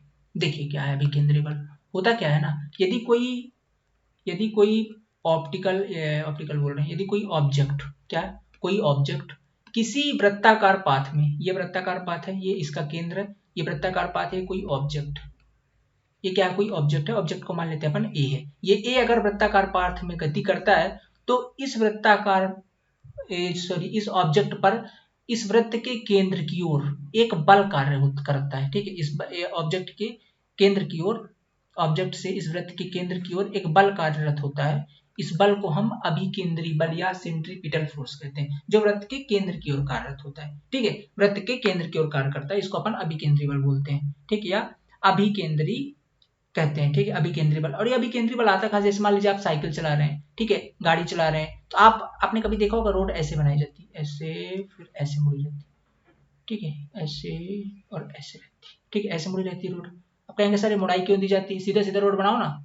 बाबू ये मुड़ाई देने का भी रीजन है सिविल इंजीनियरिंग में, ठीक है, रीजन ये है कि अगर एकदम सीधे दे देंगे डाइवर्स हो जाएगा, और डाइवर्स हो जाएगा कहीं भी पेल पाल देगा, ठीक है, तो क्या करते हैं अपन, एक्सीडेंट कर देगा, ठीक है, तो क्या करते हैं, ये मुड़ाई देने का एक रीजन है, मुड़ाई देने का रीजन है कि उसको वो जगता रहे, इसलिए ज्यादा दूर तक देख रहे हो आप, ज्यादा से ज्यादा 1-2 किलोमीटर के अंदर, मतलब 1 किलोमीटर ज्यादा ज्यादा रेंज दी है। अब तो एक्सप्रेस वे हाईवे की बात अलग है, पर जनरली जो नेशनल हाईवे होते हैं उनके अंदर देख रहे हो कुछ दूर के बाद जाकर के मुड़ाई देनी पड़ती है, रीजन पता है क्या, कि वो सो ना जाए ड्राइवर, ठीक है, एकदम सीधी रोड रहेगी दबा के एक्सीलेटर सो जाएगा, है ना, सामने आ जाए ठोका जाए कोई, है कि नहीं, तो ये क्या करते हैं, ये इनको देना पड़ता है, इसलिए तो रीजन क्या है देने का, रीजन ये है कि ड्राइवर सो ना जाए, इसलिए मुड़ाई देनी पड़ती है। अब जैसे मान लो मुड़ाई में आप साइकिल चला रहे हो अपनी, आप साइकिल चला रहे हो मस्ती में, ठीक है, गाड़ी नहीं चाहिए, ठेला गाड़ी नहीं चला रहे हो यार, साइकिल चला रहे हो, ठीक है, साइकिल चला रहे हो, ये तो बहुत पढ़ा होगा इसे आपने, ये तो बनाया भी होगा ना आपने, आपने ये पढ़ा होगा, ठीक है, और आपने ये बनाया भी होगा। यहाँ पे आप बैठे हो, ये आप साइकिल चला रहे हो, ठीक है, आप ऐसे साइकिल चला रहे हो, ये पूरी गड्डी में ऐसे चलाते हुए जा रहे हो, जैसे आप मुड़ोगे ना इस मोड़ पे, तो आपके ऊपर बल लगेगा जो आपको केंद्र को, इसका केंद्र कहीं यहाँ पर भैया एक प्रकार का सर्कल है, ये देख रहे हो एक प्रकार का सर्कल है ये वाला, तो यहाँ पर एक बल लग रहा होगा आपके ऊपर, ये वाला फोर्स जो इसको आपको केंद्र की ओर खींचेगा, आपको केंद्र की ओर खींचेगा, इसी बल को कहते हैं हम अभिकेंद्री बल। और इसकी जो वैल्यू होती है ये होती है आपकी F इज इक्वल टू, ठीक है, इसकी जो वैल्यू होती है, ठीक है, ये होती है आपकी F equal to m b square by r, ठीक है, क्या होती है, m b square by r, ठीक है, m b square by r. अब एम बी स्क्वायर क्या है आपका, देखिए एफ क्या है, एफ तो फोर्स हो गया, एम क्या है, एम द्रव्यमान हो गया, आपका द्रव्यमान हो गया, दूसरा भी क्या है, धी आपकी वेलोसिटी होगी, आर क्या है, इस वृत्त की त्रिज्या हो गई यार, ठीक है, इस वृत्त की त्रिज्या हो गई, ओके, ये होता है आपका सेंट्रीफ्यूगल फोर्स, ठीक, सेंट्रीफ्यूगल फोर्स। अब ये कहाँ कहाँ लगता है देखो, अब बोलोगे सर ये उत्पन्न कैसे हो गया, तो देखो ये उत्पन्न होने का रीजन ये है, जैसे आप साइकिल चला रहे हैं तो इससे क्वेश्चन पूछा जाता है कि अगर आप साइकिल चला रहे हैं, गाड़ी चला रहे हैं, तो सड़क के अंदर ये सेंट्रीफ्यूगल फोर्स जनरेट कैसे होता है, तो ड्यू टू फ्रिक्शन जनरेट होता है, ड्यू टू फ्रिक्शन, घर्षण के कारण, जो आपके साइकिल के बीच घर्षण लग रहा है ना, आपके साइकिल के बीच या आपके चक्के में जो घर्षण लग रहा है, ठीक है, तो वो फ्रिक्शन, ठीक है, घर्षण, घर्षण के कारण आपकी आप में क्या जनरेट हो गया, सेंट्रीफ्यूगल फोर्स, अरे फ्यूगल नहीं सॉरी, सेंट्रीपिटल फोर्स, ठीक है, क्या जनरेट हो गया, सेंट्रीपिटल फोर्स, ठीक है, सेंट्रीपिटल फोर्स किसके द्वारा जनरेट हुआ है, ये जनरेट हुआ है आपके फ्रिक्शन यानी कि घर्षण के कारण, जो आपके साइकिल और चक्के के बीच लग रही थी, ठीक है, जब आप साइकिल चला रहे थे रोड में, ठीक है, क्या चला रहे थे, बाईसाइकिल चला रहे थे रोड के अंदर, उसके कारण। अब बोलोगे सर जो ये सर्कुलर पाथ में तो हमारे ये भी गति करते हैं, ये जो सूरज चांद चक्कर लगाते हैं एक दूसरे का, ठीक है, मतलब सूरज का चक्कर सारे लगाते हैं, ठीक है, वो भी गति करते हैं, ओके, तो यार वो गति करते हैं तो फिर उनके अंदर क्या सिस्टम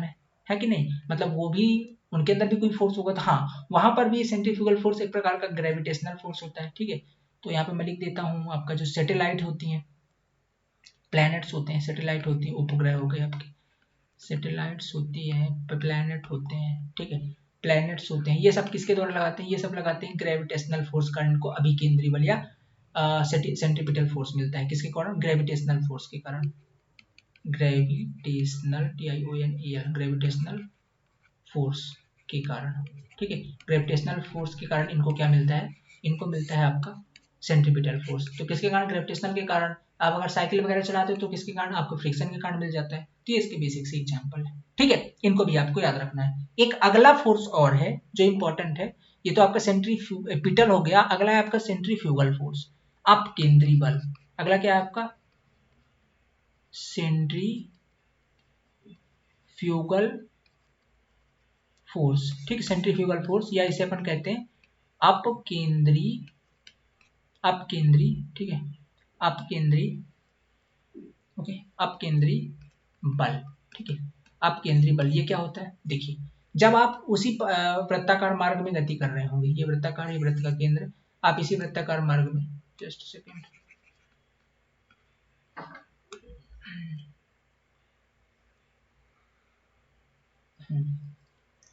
ठीक, आप इसी वृत्ताकार मार्ग में मान लीजिए गति, आप इसी वृत्ताकार मार्ग में मान लीजिए गति कर रहे हैं, ठीक है, ये आप ए ऑब्जेक्ट हैं और आप इसी वृत्ताकार मार्ग में गति कर रहे हैं, ठीक है। तो आपके ऊपर एक बाहर की ओर भी फोर्स लगेगा, इस वृत्त के केंद्र के बाहर की ओर, इधर की ओर आपको कोई खींच रहा होगा, ठीक है, कोई तो शक्ति है जो आप, जब आप साइकिल से गए हैं ना, ऐसे, ये मान लेते हैं रोड थी, ये रोड ऐसे आई थी इधर साइड से और इस तरीके से मुड़ गई थी, ठीक है, इस तरीके से मुड़ गई थी, ठीक है, ऐसे मुड़ गई थी। तो आप मान लीजिए यहाँ पे साइकिल चला रहे थे, ठीक है, आप मान लीजिए साइकिल चला रहे थे ऐसे, यहाँ पे आप बैठे थे और ये मान लीजिए साइकिल चला रहे थे, ठीक है, ये आप साइकिल चला रहे थे, या आप साइकिल चलाते चलाते चलाते ऐसे जा रहे थे, ठीक है, और जब आप साइकिल चला रहे थे ना, तो आपके ऊपर एक बाहर में, इस केंद्र से बाहर की ओर एक फोर्स लग रहा था, ठीक है, याद करिए वो लम्हा याद करिए स्कूल का, जब आप साइकिल चला रहे थे, ठीक है, तो आपकी साइकिल में बाहर की ओर एक फोर्स लग रहा था, लग रहा था ना, लग रहा था, जो आपको बाहर की ओर जबरदस्ती का खींच रहा था, याद है कि नहीं याद है, लग रहा था ना, हाँ, वही फोर्स आपका सेंट्रीपिटल फोर्स कहलाता है, जो केंद्र से बाहर की ओर लगता है, केंद्र से बाहर की ओर, ठीक है। ये क्यों लगता है ये फोर्स, ये फोर्स इसलिए लगता है क्योंकि ये देखो, जो आप केंद्र की ओर आप मुड़ोगे तो आपके ऊपर एक अंदर की ओर फोर्स लगेगा, सेंट्रीफ्यूगल फोर्स, ये आपको अपनी ओर खींच ले रहा है, खींच रहा है ना, तो ये जो खींच रहा है, आप इसके अंदर ना खींचर जाओ, ठीक है, इन द सेंस ये कि आप गिर ना जाओ, उसको बैलेंस करने के लिए बाहर की ओर भी एक फोर्स कार्यरत होता है, जिसे अपन सेंट्रीफ्यूगल फोर्स कहते हैं, मतलब केंद्र से बाहर की ओर एक फोर्स कार्य जिसे अपन कार्य करता है, जिसे अपन क्या कहते हैं, सेंट्रीफ्यूगल फोर्स, क्या कहते हैं, सेंट्रीफ्यूगल फोर्स, ठीक है, क्या कहते हैं, सेंट्रीफ्यूगल फोर्स, ओके, जो केंद्र से बाहर की ओर कार्यरत होता है, ठीक है। अब देखिए, ये जो बाहर की ओर लग रहा है, आपने कभी देखा होगा, ठीक है, इसी फोर्स को, अब देखो, मान लो आप सीधे साइकिल चला रहे हो, अब मान लो, अगर आपकी जो रोड, आपने कभी भी रोड देखी होगी, इसी फोर्स को बैलेंस करने के लिए, रोड अगर मैं क्रॉस सेक्शन दिखाऊं तो रोड ऐसी होती है, थोड़ा सा बीच में उठा रहता है, ऐसे और ऐसे, ये तो नॉर्मल रोड का सेक्शन होता है। लेकिन अगर आप बात करते हैं अपन मोड़ के पास, तो मोड़ में क्या कर देते हैं हम, मोड़ में जैसे ऐसी रोड है तो इसको हम लोग उठा देते हैं, ऐसे कर देते हैं, इस तरीके का ग्रेडियंट नहीं देते हैं, ये ग्रेडियंट होता है, चूंकि इसको कर्व बोलते हैं, ये वाले पॉइंट को अपन, ठीक है, ये वाला अपना, ये क्रोन कहलाता है, ये वाला पॉइंट अपना क्या है, क्रोन है, ये ऊपर वाला पॉइंट, ये टोटल कर्व कहलाता है। तो ये कर्व हम लोग यहाँ पे ऐसा ना दे करके, हम लोग वहां पे कर्व ऐसे देते हैं, ये कर्व का भी काम करता है और ये सुपर एलिवेशन का भी काम करता है। आपने सुपर एलिवेशन का नाम सुन रखा है, सुपर एलिवेशन, ठीक है, हम लोग क्या प्रोवाइड कर देते हैं, सुपर एलिवेशन, कहां पर, मोड़ पर, मतलब देखो इधर साइड आप गिर रहे थे ना, ये वाली सतह को उठा दो, ये वाली सतह को, जो बाहर वाली है ना, इसको, ये वाली को इसकी अपेक्षा थोड़ी सी उठा दो, ये ट्रेन के अंदर प्रोवाइड किया जाता है, जहां भी सर्कुलर मोशन होगा, आपका सर्कुलर गति हो रही होगी, वहां पर आपका ट्रेन के अंदर भी, रोड में भी, ट्रैक में, सभी जगह कर देते हैं। तो बाहर वाले जो पटरी है, बाहर वाली जो साइड है, इसको थोड़ा सा ऊपर उठा देते हैं, ये वाले साइड को क्या करते हैं, ऊपर की ओर हल्का उठा देते हैं, तो अब आपका ये जो सेंट्रीपिटल फोर्स है बैलेंस हो जाएगा, क्या हो जाएगा, सेंट्रीपिटल फोर्स आपका बैलेंस हो जाएगा। जैसे ये बाहर की ओर खींचेगा, ये अंदर की ओर उठा है, थोड़ा अंदर की ओर आप झुक जाओगे, आपके ऊपर लग जाएगा अभिकेंद्री बल, तो ये अभिकेंद्री बल किसको बैलेंस कर देगा, इस अपकेंद्री बल को, यानी कि सेंट्रीपिटल फोर्स को, सेंट्रीफ्यूगल फोर्स को, ठीक है। तो इस तरीके से अगर ये मान लो नहीं होता ये, तो क्या करता, आप मोड़ ही नहीं पाते, आप मोड़ते तो सीधे सीधे यहाँ चले जाते, यहाँ ऐसे चले जाते, यहाँ पे सीधा चले जाते, ठीक है। तो इसलिए ये वाला पार्ट थोड़ा सा उठा दिया जाता है, आप आसानी से इसको मोड़ भी सको और आप केंद्र की ओर मोड़ते समय हल्का झुक जाओ ताकि आपके ऊपर फोर्स प्रॉपर लग सके और आप इस सेंट्रीपिटल फोर्स को बैलेंस कर सकें। तो एक फोर्स जब आप मुड़ रहे हो तो आपकी ओर बाहर की ओर लगेगा, उसको कहेंगे हम सेंट्रीफ्यूगल फोर्स, और एक जो अंदर की ओर लगेगा उसको कहेंगे हम सेंट्रीपिटल फोर्स। ठीक है, अब इसके कुछ उदाहरण है सेंट्रीफ्यूगल के। ठीक है, कौन कौन से हैं? दूध से क्रीम निकालना, दूध से जो क्रीम निकालने की मशीन होती है ना, वो भी सेंट्रीफ्यूगल यार। अभी केंद्रीय नहीं, अपकेंद्री बल पर ही कार्य करती है। ठीक है, सेंट्रीफ्यूगल फोर्स। दूध से क्रीम निकालने की मशीन जो होती है ना, या निकालने की विधि जो है, ये इसी फोर्स पर कार्य करती है। ठीक है, या वॉशिंग मशीन है जो आपका, ये वॉशिंग मशीन है ना जो आपका, ये वॉशिंग मशीन भी कैसे कार्य करता है? ये वॉशिंग मशीन भी आपका सेंट्रीफ्यूगल फोर्स पर कार्य करता है, सेंट्रीफ्यूगल पर। वॉशिंग मशीन, तो ये भी आपको याद रखना है। ठीक है, ये आपको याद रखना है। तो ये था कंप्लीट एनालिसिस आपका इस टॉपिक का। ओके, और अभी और कई सारी चीजें वैसे बची हुई हैं इसके अंदर। ठीक है, ठीक है, ठीक। हाँ, अब इसी कारण देखो क्या होता है पता है, ये सेंट्रीफ्यूगल फोर्स कारण होता क्या है? सेंट्रीफ्यूगल फोर्स कारण देखो, सेंट्रीफ्यूगल फोर्स के कारण ही जी की वैल्यू कम हो जाती है। इंपॉर्टेंट नोट लिख लीजिएगा, किसकी वैल्यू कम हो जाती है? जी की वैल्यू कम हो जाती है। जी मतलब गुरुत्वाकर्षण त्वरण, गुरुत्वीय त्वरण। जी की वैल्यू कम हो जाती है, जी की वैल्यू कम हो जाती है किसके कारण? Due to centrifugal force, centrifugal force. बोले क्या बात कर रहा है सर, इसकी वैल्यू कैसे कम हो जाती है? तो कांस्टेंट है। नहीं, ये कांस्टेंट नहीं है, ये अलग अलग होती है। देखो कैसे, मान लो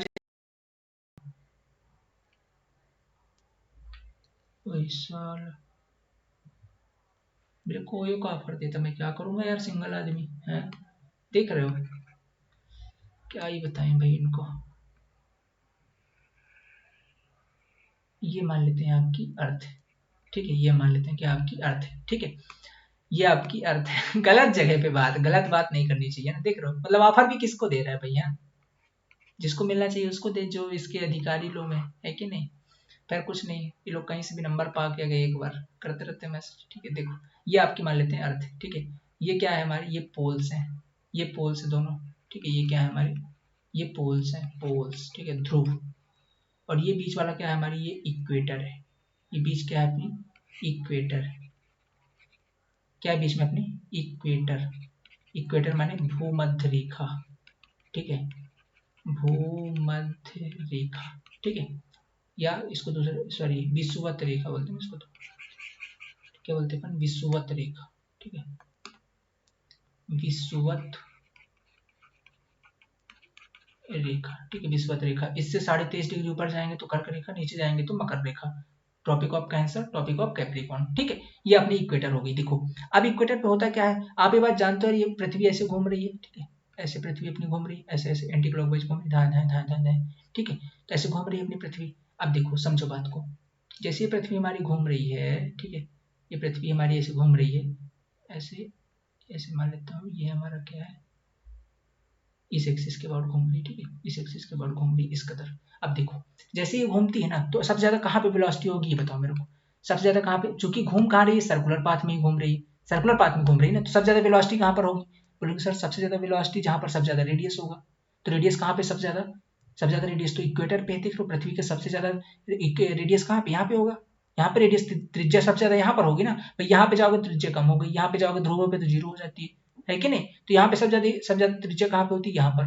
तो यहाँ पर जो पार्टिकल होंगे वहां पर पृथ्वी की वेलोसिटी सबसे ज्यादा होगी। बात सही है ना? यहाँ पर ये वाले पार्टिकल पर जो इक्वेटर पर होंगे, है कि नहीं, जो पार्टिकल इक्वेटर पर होंगे वहां पर वेलोसिटी सबसे ज्यादा होगी, है कि नहीं? अब देखो यहाँ पर वेलोसिटी सबसे ज्यादा है, ये बात आप जानते हो कि पृथ्वी के हर पार्टिकल पर या कि हर क्षेत्र पर गुरुत्वाकर्षण बल लगता है इसके केंद्र की ओर। कहाँ लगता है? गुरुत्वाकर्षण बल लगता है। ये गुरुत्वीय त्वरण जो है, गुरुत्वाकर्षण बल का ये ग्रुप है, इसमें हमको गुणा कर दो वही बन जाएगा।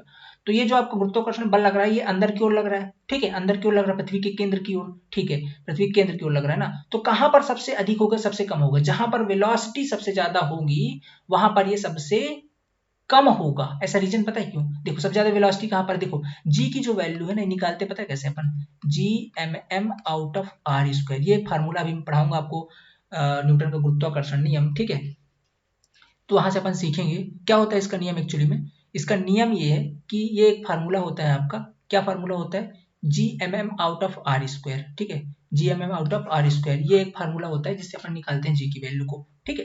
ये सॉरी ये नहीं होता, ये तो नहीं, रुको रुको रुको रुको रुको, गुरुत्वीय त्वरण का फार्मूला ये होता है, ठीक है, G equal to GME out of, ठीक है, GME out of r square, ठीक है, GME out of r square, ये होता है फार्मूला जी निकालने का। हम पढ़ेंगे इसको अपन, थोड़ा सा फार्मूला देख लीजिए। इसमें देखो ये आर क्या है, रेडियस है पृथ्वी की, अगर ये जितनी जहां पे ज्यादा होगी ये जी की वैल्यू उतनी कम होगी, दिख रहा है ना अपोजिट का 36 का आंकड़ा, समझ में आ रहा है ना।